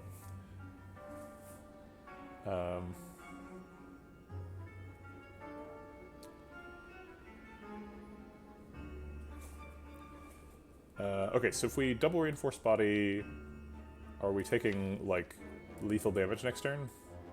Very possibly. But I guess I hope not. There's not really anything else I can do. I can't skip a Reinforced Body. To play loop, right? If I play double loop and then play Reinforced Body for 3, I block for 24 plus 14 plus 12. 24 plus 14 plus 12 is 38.50, so we take 30 damage. Yeah, I'm not doing that. We don't even actually block out. Oh, I guess we do, but with orb help.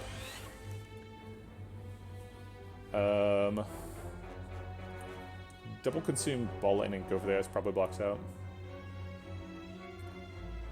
And then we can turbo out a Reinforced Body.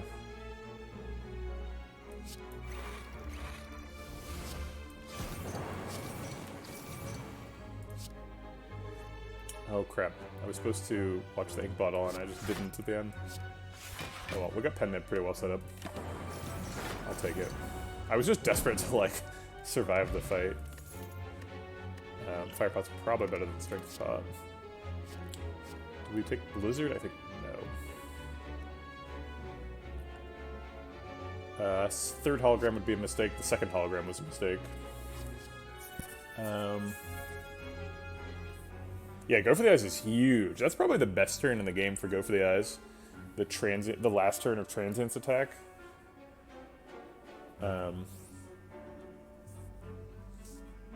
I think I actually could have put Ink Bottle on 9. Not taking any damage. Maybe that's not true. We did only have 10 block at the end. Have to watch the VOD. Yeah, I think it's either Blizzard or Skip, and I think it's Skip. Can't imagine Blizzard being good. We do have 2 Glaciers, but... no. Fire Pot versus Strength Pot.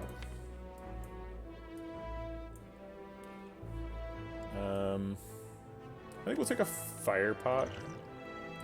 We're about to go fight some cultists, so Fire Pot helps us kill one. If we rest, we go to full. We go by 38 to way over full. Oh wait, we have to recall or else we don't go to Act 4. I don't know if this is a deck that beats Act 4, but I guess I'll give it a shot. We have a fairy in a bottle. Maybe we get there. Ooh, turn 1 Electro is excellent. That's what we want to see. Yeah, I almost forgot Key. I definitely, like, wasn't thinking about it and then just happened to be like, oh yeah, Key. As much as I want to play Loop, maybe we skip Loop to save health. Then we play like Electrodynamics, Cold Snap, Sweeping Beam. Sweeping Beam goes with the Pen Nib, 12 AoE damage, in addition to a bunch of Electrodynamics AoE. It's a little bit of block. We draw a card that we can't play. I guess we could just Cold Snap, Sweeping Beam, and then Electrodynamics. There's no downside to that.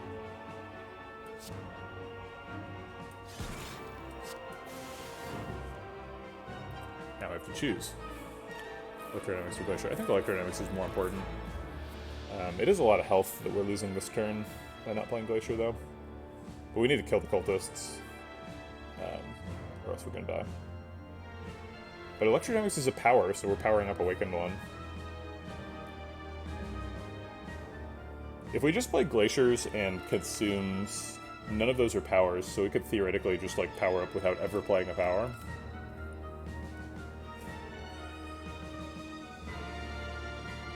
This one's pretty close to dying. Maybe we can just kill them.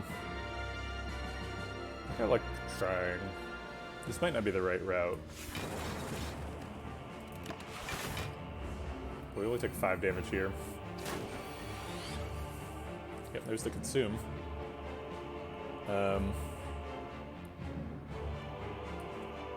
We could Consume Hologram Consume here.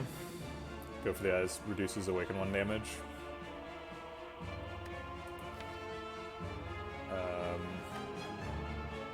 Or we could Fission to draw a bunch of cards and then Hologram back a Glacier. I like hologramming a Glacier here.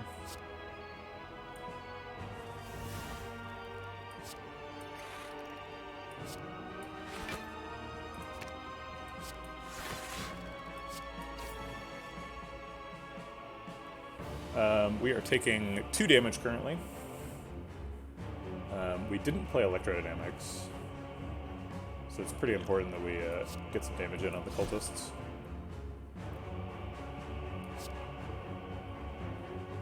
Let's go ahead and just kill one. Now we're taking no damage.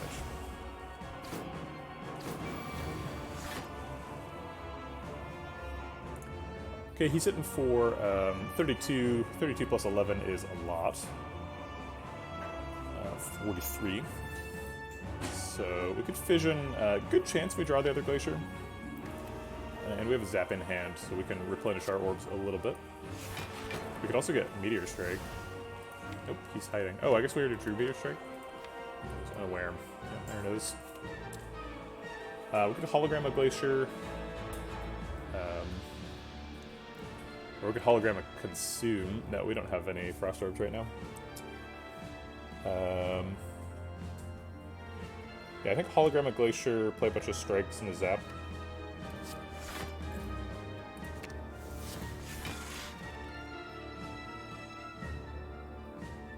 Defend, I guess. Let's see, so do we need the defend? We're blocking for 60 right now. We are way over blocking, we don't need the defend. Do we play a loop? Costs us 8 health on current turn, and 8 health every, or 8 damage every multi-attack from here on out. But it seems like we're on our path to outscaling him. We can probably get away with it.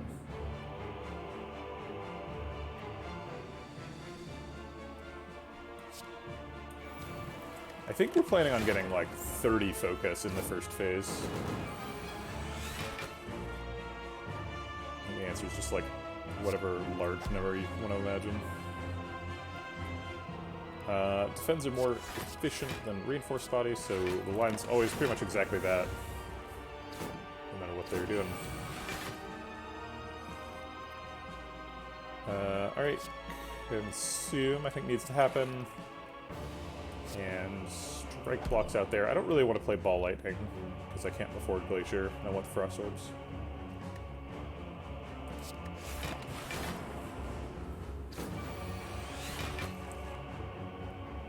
Hologram Consume is nice.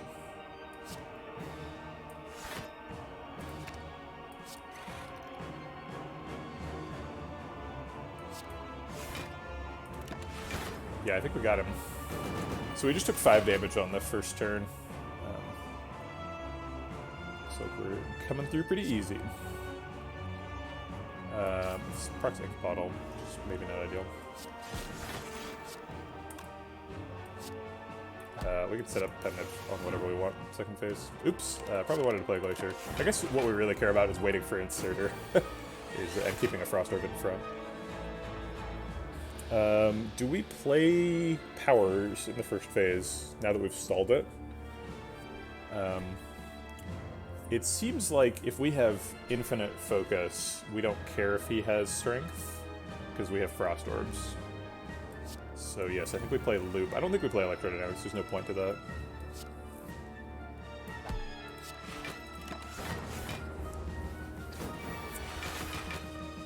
Because Loop is net positive health, even on his multi-attack turn. We get 2 times 12 extra block, which is way more than 4 times 2. We can Glacier Hologram nothing. Glacier's actually kind of scary here because we end up with a Lightning Orb in front. So I think we don't do that. So I guess just like triple strike with a hologram. Kinda silly.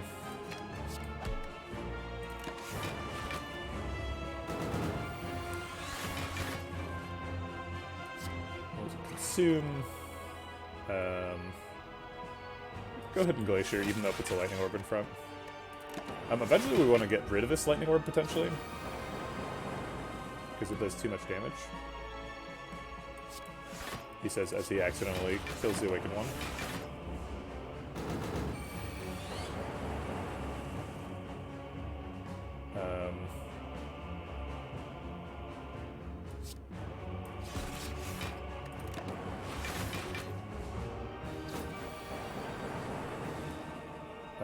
Okay, if we dual cast, he survives, right? Yeah, he survives with dual cast. Cool. Okay, almost accidentally killed him. It's not your time yet, Awakened One. I've got such big plans for you.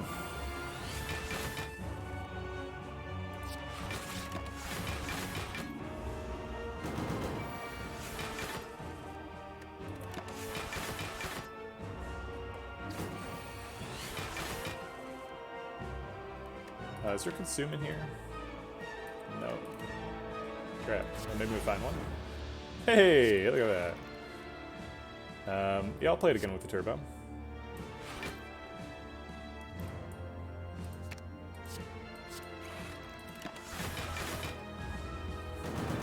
Yeah, I got time for some viewer questions since we're just dunking on Awakened One here.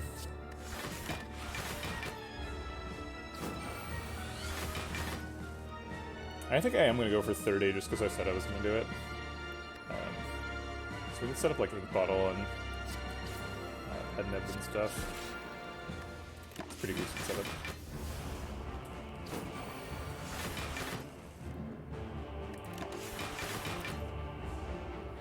The god the cultist worship is a bird because birds can fly out. Well, wait a minute. I thought Awakened One was the god.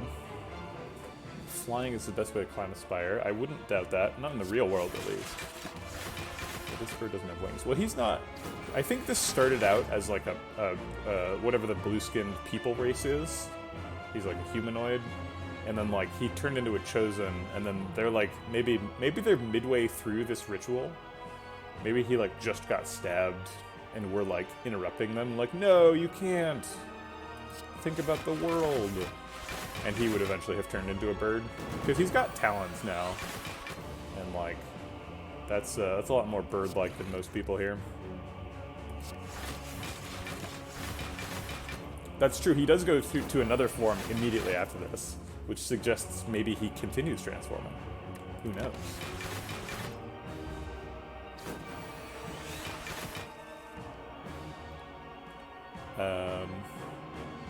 Alright, this is starting to bore me. Let's get it. So those are going to saturate his ability to heal himself over time.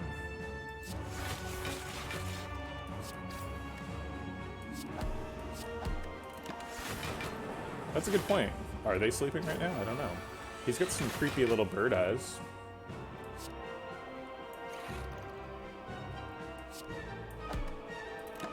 That's going to split him. And I think what we really care about is not setting up Pen Nib and Ink Bottle for next fight, or for next phase. It's for next fight. So let's think about that.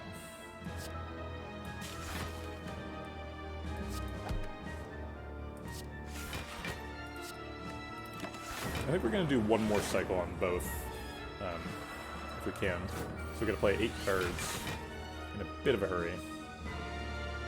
We can't play Glacier because that would put... Oh no, it wouldn't. Glacier would put a Frost Orb in front, that's fine.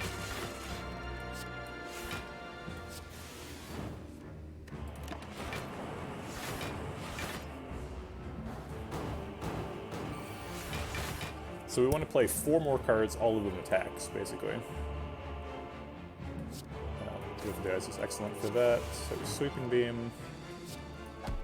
And Strike. And then Ball Lightning is going to kill him, because it's going to put a Lightning Orb in front. But that's fine. Now we're all set up. Okay. Oh, that's true. We could have set up Inserter, too.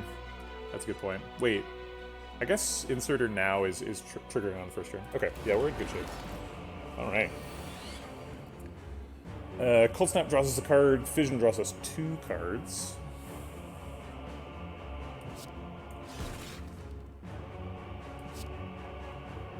What are we looking for here? Consume Glacier. I'll take an Echo Form. And then Reinforced Body to block most of the damage, still taking 8.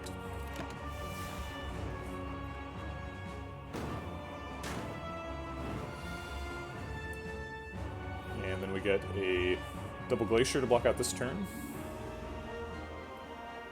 Or we could play double Loop. Double Loop pays off more in the long run. Yeah, let's play double Loop.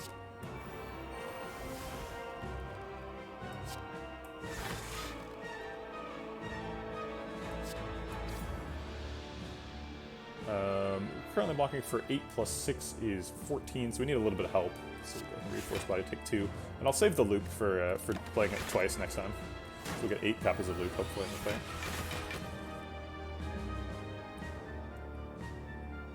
Only have 3 cards here. I think that's going to be Double Consume Dual Cast. Actually, no. I guess just Double Consume Zap is fine, because we're already blocking for a lot.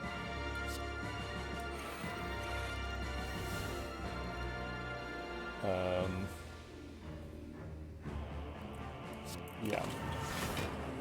So this is actually probably lethal. We could probably just stop playing cards now. I think that's actually going to kill Time Lord, if we want it to.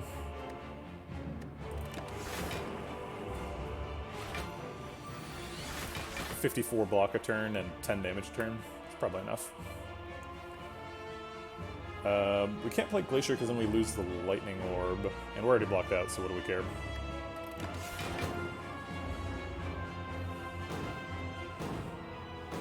I guess we want to play 8 more attacks in the fight, and no other cards. So it's probably, like, just Cold Snaps and stuff. Okay, so we can play attacks.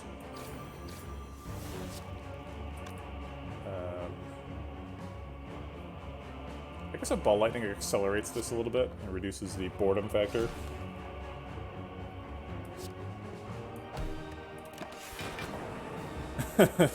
Yeah, this fight is also quite over.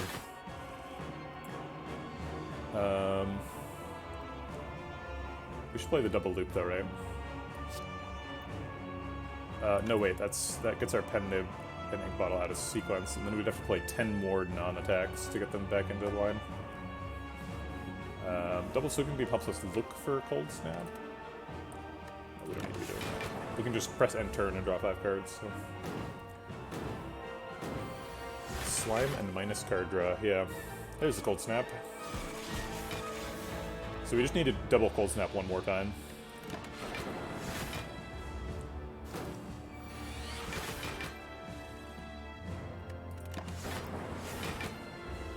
Man, today in totally destroying Act 3 bosses, local Florida man destroys Slug in robes. I'm not in Florida, but...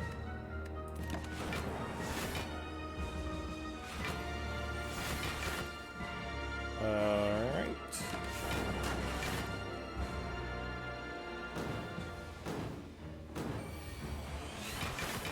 I wish we could just save this, like, this setup that we had against Time Eater and play that back against, like, the Heart and the Act 4 elites, because that's, like, exactly what we want. We were, like, all set up by turn 2, so nothing scary could happen.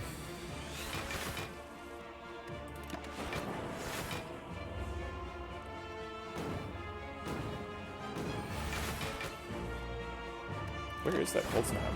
Yeah, it's coming.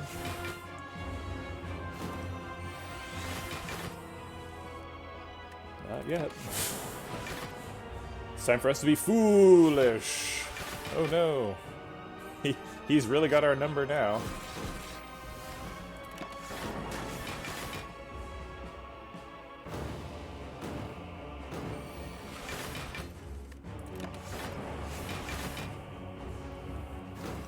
Alright, we just have to press end turn 11 more times. 10. Yeah, watercolor awakened one. It's an interesting interpretation. It's a landscape painting by my late mother-in-law. Glad you like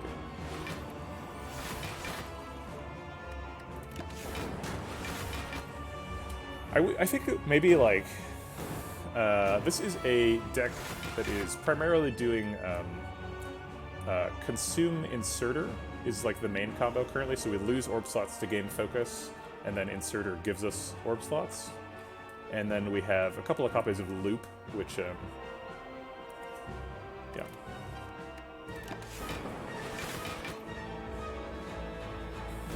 Is, making things go. We currently have Pen Nib and Ink Bottle charged, so we're trying not to play any further cards. So we are going to press end turn 14 more times. Or wait, 7 more times? Yeah, 7 is an odd number, so inserter's going to be set up too. Excellent.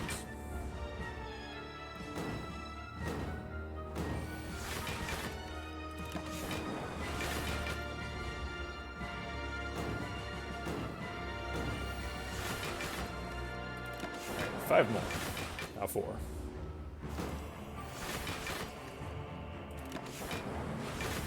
3. Oh wait, shoot. He's got armor. Everything's ruined. Okay, we need him to get armor one more time to set up inserter. Hopefully that just randomly happens. There's no way we can control it. I guess we could theoretically use the, did we ever use the fission minus?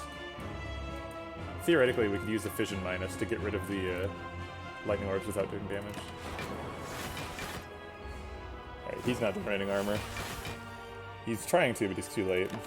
Alright. Oh wait, inserter is set up. How did that happen? Huh. Okay.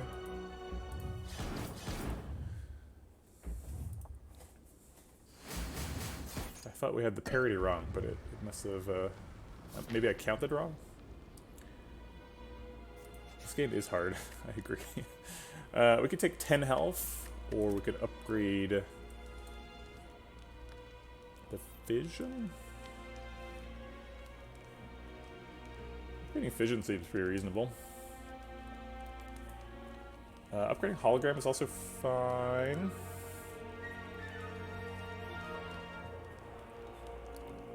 Let's upgrade the Fission. I don't know if that's worth 10 health. Maybe that was a bad idea. Orange pellets? We passed a bias cog on, like, floor 7. This would have been go well with that. Bias cog and cool-headed are here. Defrag doesn't seem very necessary. Lantern? Orange pellets is tremendous against the heart, because he debuffs you a ton, so we're almost certainly buying orange pellets. We have some powers. Electrodynamics, Echo Form, 2 loops. Strike Command. We do have Meteor Strike, so... And Echo Form, so we get double value out of the Strike Command. Still have 4 of our original strikes in mint condition. It's Smoke Bomb, try and escape the shield. It's probably not very helpful. Alright, so this is happening. What card would we remove?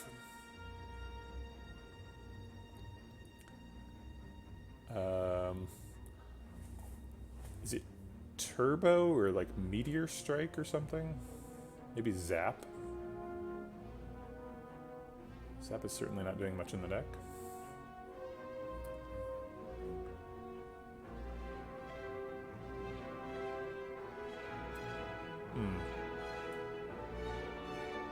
What about Sweeping Beam? No, I think we'd remove a Strike over a Sweeping Beam. Sweeping Beam draws a card. Okay, let's, so maybe we'll remove a Strike. But I think Cool-Headed Lantern is probably better than card remove. Card remove's pretty expensive, 125. It's giving up a Lantern for a card remove. I don't think it's worth it. Card remove makes the deck more consistent, which is something we've had trouble with, but Lantern is really powerful. Lantern can give us a turn 1 Meteor Strike, which is a pretty big deal if it happens.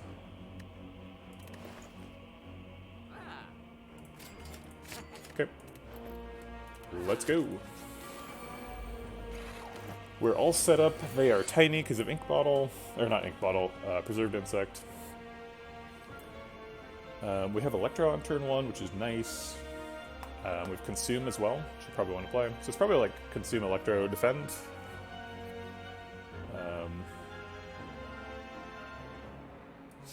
Okay.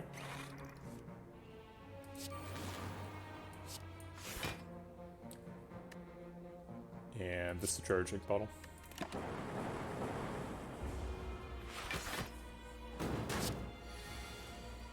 And this is the dangerous turn. Well, we have a fairy in the bottle. Man, this turn is just murder. Alright, not much we can do about it. Sitting here complaining isn't going to help anything.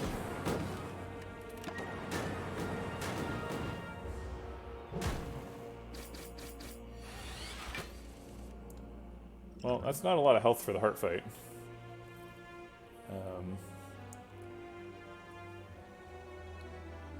We can hologram the... Yeah, exactly. Well, so this deck is not consistent. This is a very inconsistent deck. Once it gets set up, it's a really strong combo, but the consistency is actually a big problem for this deck. I think I want to hologram the Consume and then Fission. Do 30 AoE damage and draw 3 cards, get 3 energy.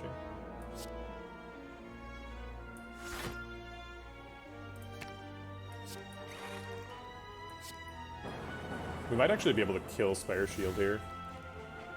I guess not.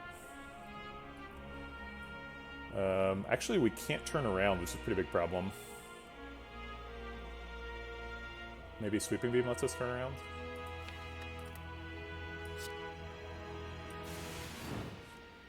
Nope.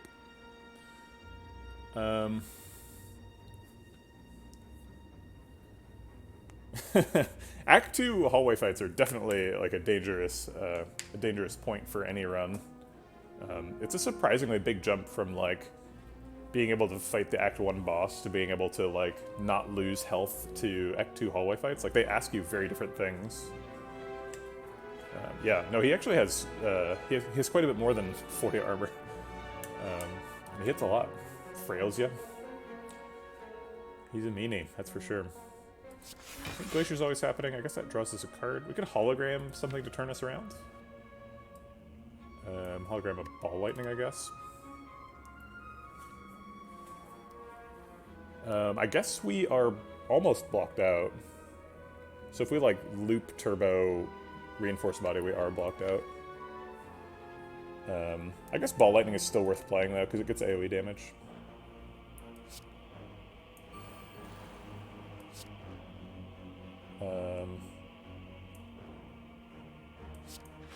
We have not been playing that Echo form in like any fights. So do we turn around here, or do we just take 16 plus 18, or 36 plus 18 is 54? So we take 3 damage if we don't turn around.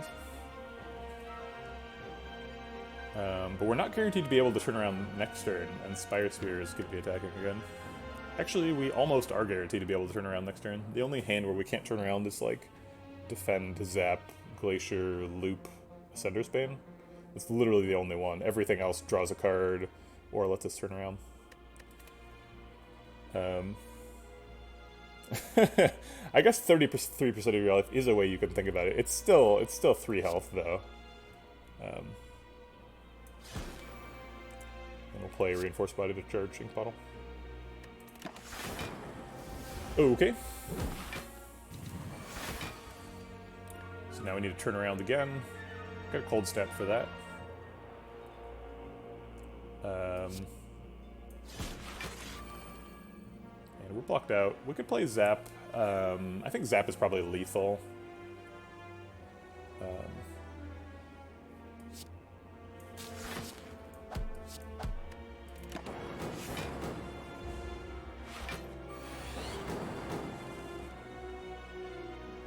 Okay, so now Ink Bottle. I guess we press end turn because Ink Bottle's set up. Ink Bottle setup seems more important than Pen Nib in the deck. Okay. Pair, that's pretty helpful, considering it healed us for 10. We'd need that health. Force Field Plus? Huh. I mean, it's good after we're set up, but after we're set up, do we need it?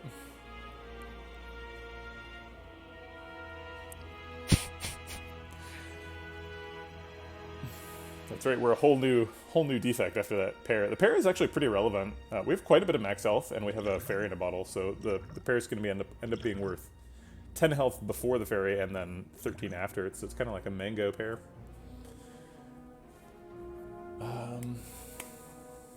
So Sweeping Beam and Streamline are way worse than Skip. Skip is pretty good with a 31 card deck, but Force Field's pretty good too.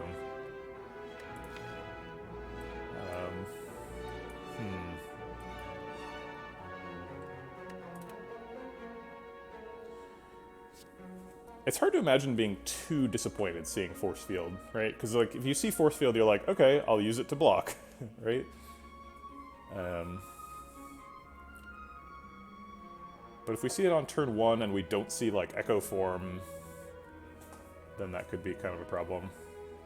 But I think we need to pick it. Well, okay, so here's the deal with the heart. He's going to try to kill us before we get a million block. We're going to try to get a million block so that he can't kill us. Force Field doesn't really stop him from killing us before we get a million block. Force Field helps us transition into getting a million block a little bit, but I think it's probably not enough. So I'm gonna skip it. Okay. Here we go. Well, this is a terrible starting hand. Speaking of consistency issues, goodness. Alright, I'm gonna play Defend because it draws a card. Maybe we get like an Echo Form, please. Oh my god! Whoa! Should have clipped that. Jesus. It was a 26 card deck I was drawing out of. Just asked for an Echo Form. Slave Sprare's like, yeah, alright, fine, you can have one. Give me a little handicap. Alright, well it's a good way to spend turn 1. I don't mind that at all. Maybe this is the turn for Attack Pot. Attack Pot could contain Meteor Strike, so if it does, we want it either now or at the beginning of next turn, when it would be Echo Formed. If we do it now, we get extra energy for next turn. I guess it could also be Go for the Eyes, though, and we might need Go for the Eyes to block.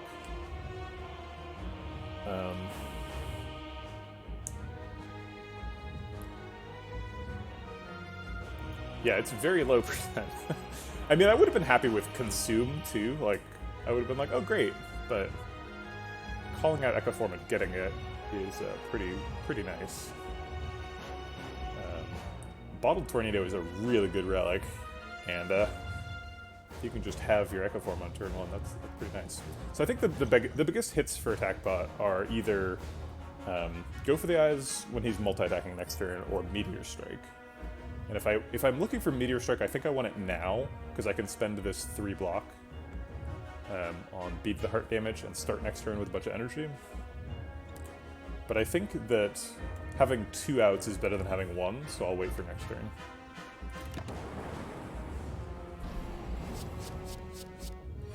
I guess also possible is Attack Pot might be my only attack next turn, and I need to purge these debuffs. That didn't end up being the case, but it could have been. Alright, let's see what's in there. Maybe we double Sweeping Beam? Is that the plan here? Looking for Glacier or something? Yeah, let's see what's in the attack pot.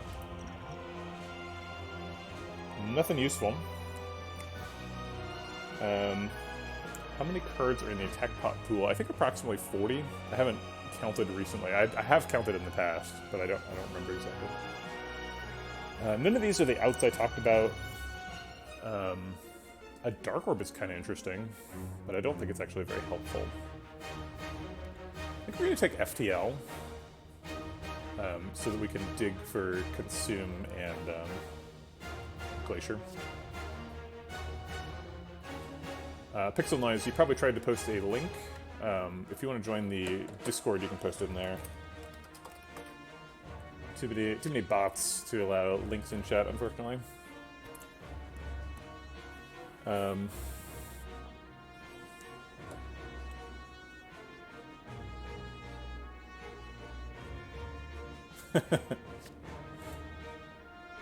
Yes, the Discord does exist, technically. Although... hasn't been a lot. Oh, thanks, it's the clip.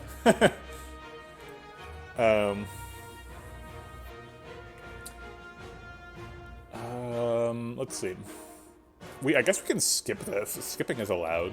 No, FTL is better than skip, right? Okay. So I think we're going to double Sweeping Beam instead of double FTL. I think that's better.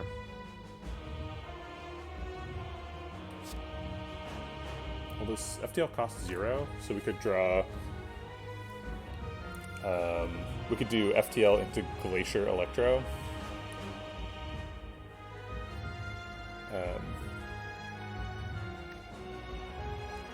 FTL Glacier Electro is great. That's a really good turn. I guess we could draw, like, Loop Glacier would be really good, or Consume Glacier. Oh wait, no. It has to be Loop Glacier, because it's, we have to play a power to get rid of the debuffs. Alright, I'll give FTL a chance to shine. We're only missing 2 damage, and the energy could be relevant. Oof. Ah. Jeez. Okay, well, actually it's really good we did FTL, because if we'd done Sweeping Beam, we would now not be able to purge debuffs at all. It does look like we're getting our Fairy eaten.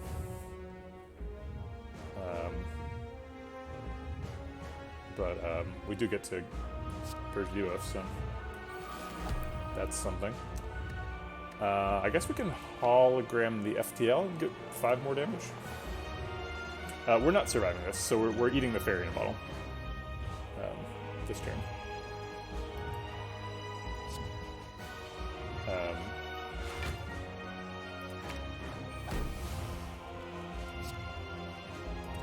So the deal with Fairy Bottle is, even if it was 1%, it would actually still save us, because it blocks the whole 45 damage gets dealt, and then we get Fairy Bottled.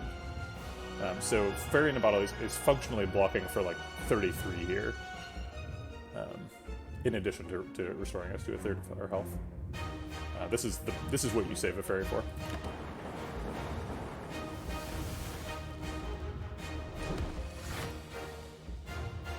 Yeah, Fairy Bottle is pretty good for this specific situation. I'll definitely say that. Fission to dig for Glacier and Consume seems pretty reasonable. We have Cool-Headed for following up, getting a Frost Orb to go with the loops that we'll hopefully eventually find. Playing double Fission is kind of a bummer, though. Maybe we play double Defend and then Fission? Yeah, I guess there's no downside to playing double Defend, right? Unless we need 8 energy for some reason. That's not happening.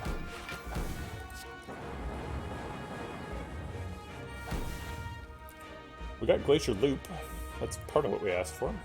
Go for the Eyes is good here, too. Blocks for 15. Glacier and Loop are definitely happening. Cool-Headed, I guess I should have played Cool-Headed before the Glacier and the Loop, because if it draws Meteor Strike now, we can't play it. But I think the Frost Orb is too valuable to skip. Extra loot, that's excellent. Okay. We're in pretty decent shape here, actually. I thought we were going to die after we had a pretty poor setup on turn 2. But being able to block the whole multi-attack, setting up 2 copies of Loop, and drawing a bunch of cards is pretty nice. Getting rid of the slime, too. Oh, should have played the Reinforced Body for Bottle Proc. I hope that doesn't matter. It'll be embarrassing if it does.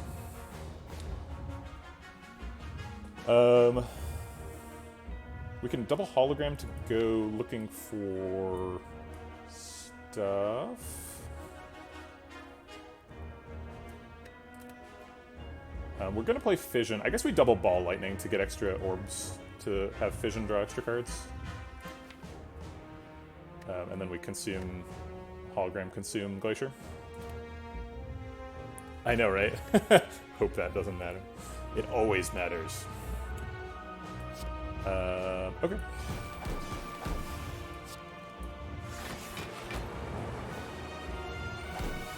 Wow. Oh wait, where? Oh, Meteor Strike is in hand. I thought Meteor Strike was the last card. I think we're actually not playing Meteor Strike. I think it's more important that we consume hologram, consume than it is that we play Meteor Strike.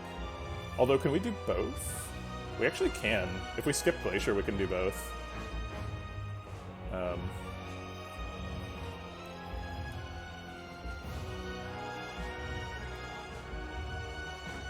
Yeah, dying to Exact Lethal is not a good feeling.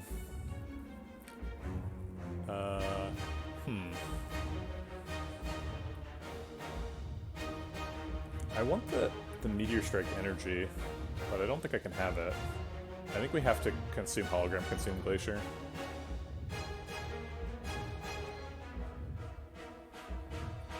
And that costs 7. But if we play Meteor Strike, then next turn we could reshuffle and play double Meteor Strike.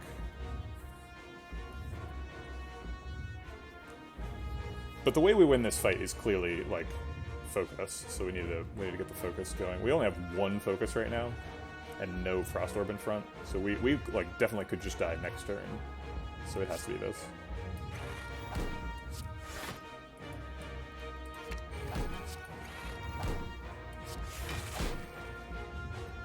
Then I guess we're getting in there with a couple of strikes, or a strike. I could play Turbo just to get Ink Bottle closer. Turbo defend, but then we'd get a Void, and I don't want a Void.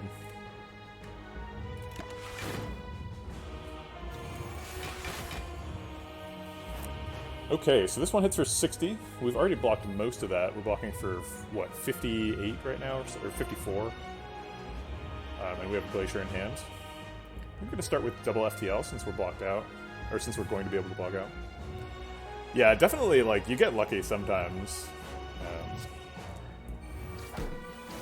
Because, every fight that you win, 1/3 of the time, you do win 1/3 of the time. But also frustrating is, fights that you win 90% of the time, you also lose 10% of the time. And that feels really bad. Glacier draws a card awkwardly. We don't really need to play Glacier, we can just play Cold Snap. So that we have 2 energy when we draw a card. Okay, it didn't matter.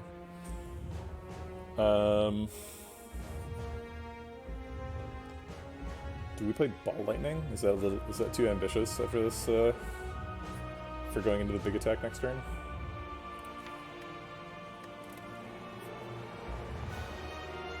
I mean, we can't skip all the damage, right? We've done less than 200 damage so far. Yeah, we picked up this Glacier, or one of the Glaciers, on floor 1, too. It was literally our first card.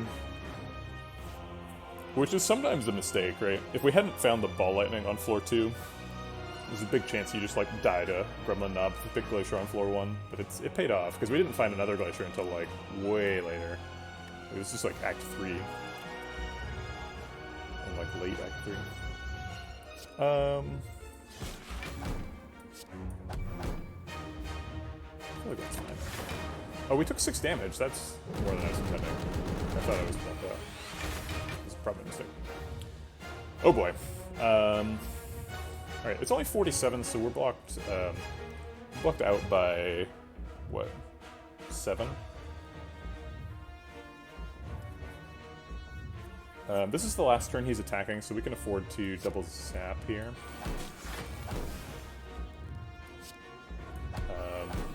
I guess I'll do a Pen Nib Strike, why not?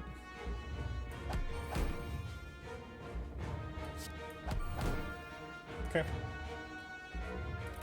We're getting there.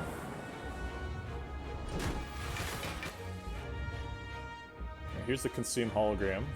We don't have the energy to consume Hologram Consume, unfortunately.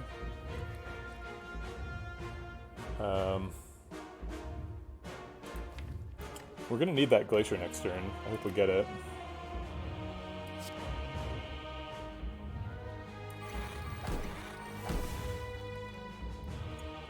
And we need some more orb slots.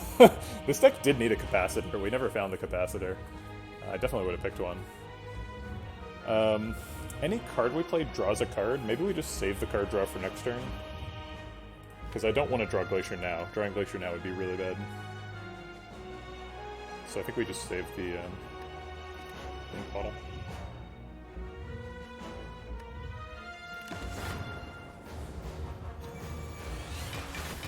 Alright, big attack first. We've already blocked that out. An awkward thing about Glacier is it puts the lightning orb in the front.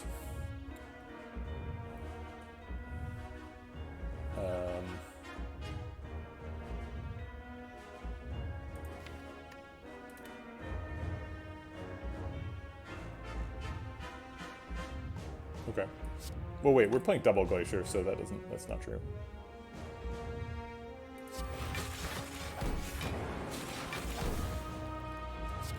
Alright, well, we've reached the block for a million tier. Have to imagine that puts us in good shape. He is hitting us for 90 now, but we've already blocked that out. Yeah, good point. You called it. Double Glacier. Let's draw some cards. Double Sweeping Beam seems like it does more than double Cool Head right now. Another Consume. Yeah, Calipers would be really nice. That's pretty much the case with any Frost or Defect, though. Honestly, like, sometimes you don't need, like, with Frost or Defect specifically, Calipers seems like it would be really good. And if Calipers is really good if you want the number to say 999, right? But you don't actually need the number to say 999. You just need to block out what he's doing every turn. And we're doing that already, so I don't feel like we super need it. Do we want to draw a card with Cool-Headed?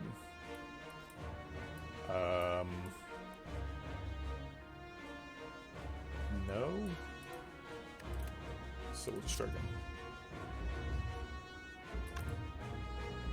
Wait, how much do we currently block for?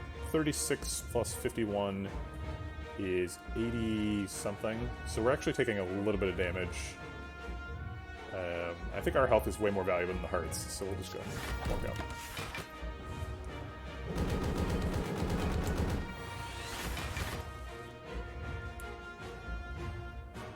Yeah, I've also never won a game with a 5 or less card deck. Do we just hologram for another consume? I feel like we're consuming all of our inserter procs. Maybe we should, like, let it grow for a while?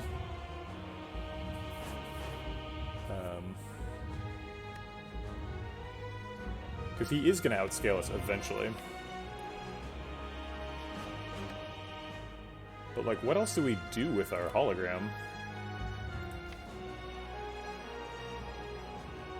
We could, like, hologram Cool-Headed and Sweeping Beam to go draw more cards. But, like, why do we want to draw cards? Like, what is the point of any of this? What do we do now that we've comboed? Like, how do we kill him? We need lightning orbs, right? But we can't afford to, like, put 2 lightning orbs in these slots. That's insane, right? Maybe we can afford to put 2 lightning orbs in those slots. Is that the play? Double Ball Lightning?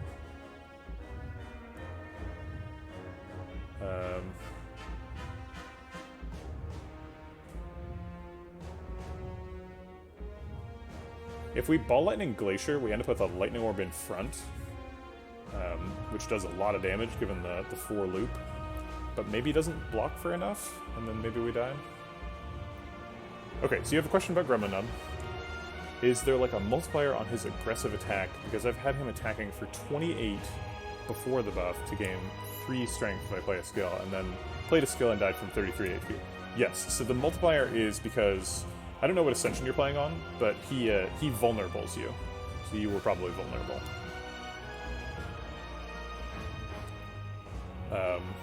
On Ascension 20, he guaranteed vulnerables you on turn 2. So he buffs himself, and then he vulnerables you, and then he hits you for 24. Right, if you're not vulnerable, it's 1-for-1. There's no hidden multiplier.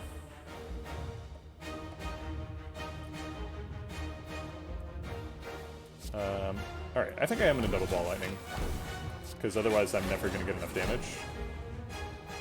And I need to start getting some damage caps. Is there anything for 0 we want? No. I guess, if I hologrammed and played Reinforced Body, I could charge Ink Bottle, but Ink Bottle's already charged, so I don't want to do that. Okay, I hope we can block this. Oof, this is gonna hurt. Yeah, we're gonna die here. This is too much. Alright, max block here is Double Glacier, Zap, Dual Cast. How much block is that? Double Glacier fills up our orb slots with Frost Orbs, Zap, and Dual Cast. Evoke 2 of them, so we end up with 1 Frost Orb for 18 at the end of the turn. Glacier itself blocks for 8, so that's 26. And then we evoke these 2 orbs, the first one from Glacier once, 2 from a Dual Cast and 1 from a Zap. So 2, 3, 4, 5, 6 orbs. So that's 21 times 6, which is a ton. 21 times 6 is 126. 126 plus the 18 and 8, which was 26, is 152. He is hitting for 8 times 15, which is 120. So we're pretty safe there. And we get to get a Lightning Orb going. I think this is like among the scariest turns that we're going to have, so let's give it the due diligence here. Go for the Eyes significantly lowers the amount of damage we're taking. So maybe we don't need the Dual Cast then. Maybe we just like Zap Strike, Go for the Eyes.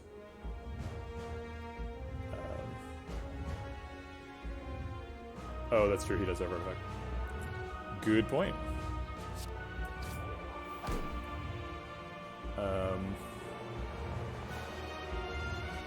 Oh, Grizzly Bear, sorry. You're having problems winning on Ascension 15 or less, but I'm really struggling at Ascension 20. Any advice? Yeah, 15 is a big breakpoint, right? Because 15 is the unfavorable events one, which is pretty bad. But then after that, like, they start giving you more, just like more damage, right? The normal enemies have more challenging movesets, elites have more challenging movesets, and bosses have more challenging movesets. Significantly increase the difficulty of the game. But there's no specific advice I can give you that'll help you with those, right? They just make every fight harder. So it's like you've already learned the skills that you need by getting to Ascension 15. But it takes some practice. You just need to get better at the game, unfortunately, is the advice, Grizzly Bear. I apologize for the low quality advice. But there's not much else I can do. Thanks for the follow. XBJK, what does that mean? Xbajix. Lovely. Xbajix06.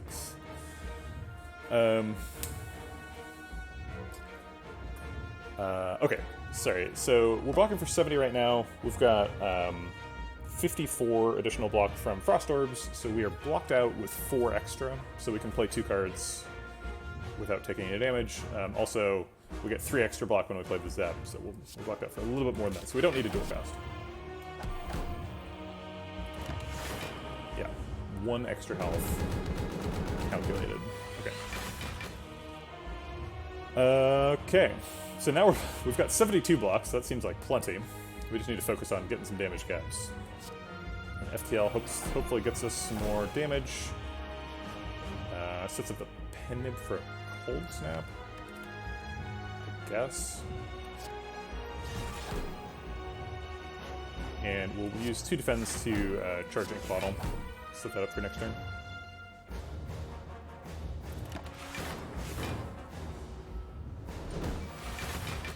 Yeah, Gremlin Knob is a big challenge. The only thing for Gremlin Knob is you basically have to pick like so you should make sure your pathing is correct, right? So make sure you're fighting like hopefully exactly 3 hallway fights on the way to your first elite, and then like make sure you pick like at least 2 attacks from those 3 fights. If you can't pick 2 attacks from those 3 fights, like you're gonna have trouble against both Gremlin Knob and Lagavulin.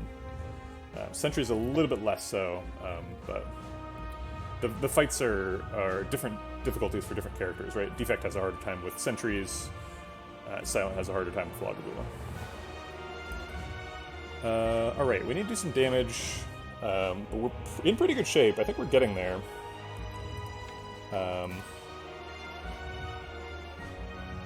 If we double Cold Snap, we put the Lightning Orb in front, which is spicy. And does a lot of damage. But we could die doing that. Ideally, we'd want the Lightning Orb to have been in front this turn, so that we did a lot of damage while he wasn't attacking. Did a lot of damage with the loop. But there was no way to set that up, so set it up now.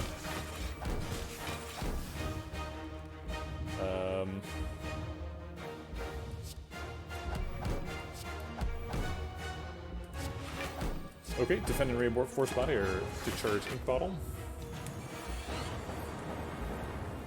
20 times 15. Okay, max block here is double Glacier, double defend. Hopefully that's enough, because that's... I don't think that is enough. 20 times 15 is a huge number.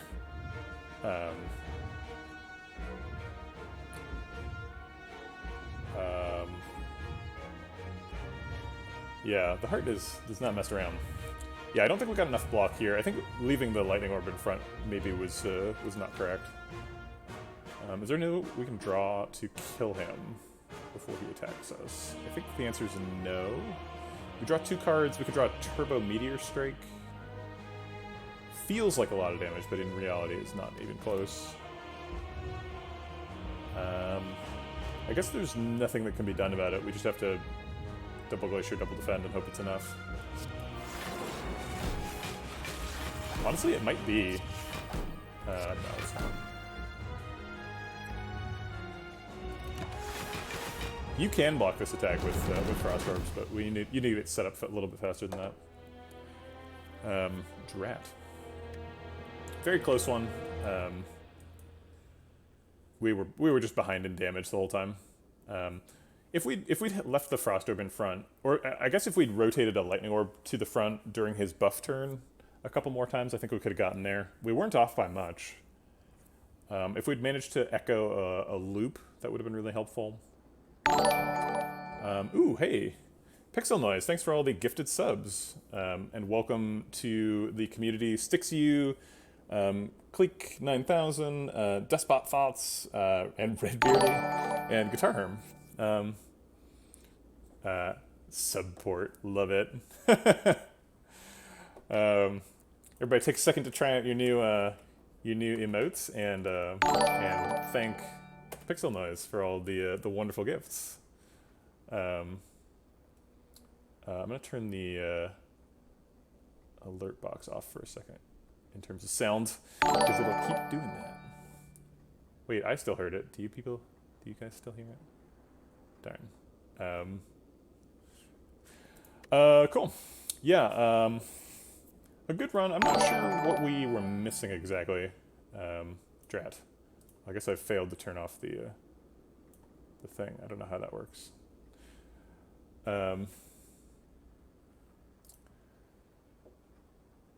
No, so I was adjusting OBS. Is that a thing with stream mobs? Okay. Huh. That's fine. Yeah, I guess getting rid of strikes and defends would have made the deck more consistent. We had some problems with consistency, but honestly, like, consistency wasn't really the problem in the heart fight. We, like, did get set up. And we had a couple of turns where we, like, blocked him really easily. Um, um, and it just wasn't quite enough. I guess we never really scaled our damage.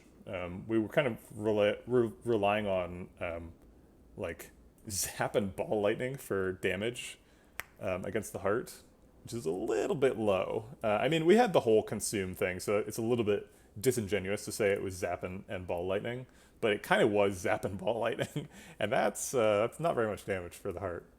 Electrodynamics is in there too, but that's a consumable resource, and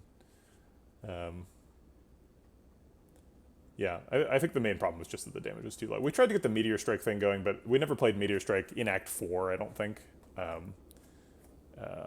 So probably shouldn't have picked the Meteor Strike. It was a speculative Meteor Strike at the time, and it did go off a couple of times. But I should have known after the Consume that this was destined to be a Frost Orb deck, not a Plasma deck. This was a distraction. But the rest of the deck worked really well. We just needed to find... Maybe we should have taken that Blizzard. Maybe the Blizzard would have been enough. We were offered 2 Blizzards, one of them on like floor 49 and one of them on floor like 54. If we'd taken both, maybe that would have been enough damage. We did have a lot of Frost Orbs.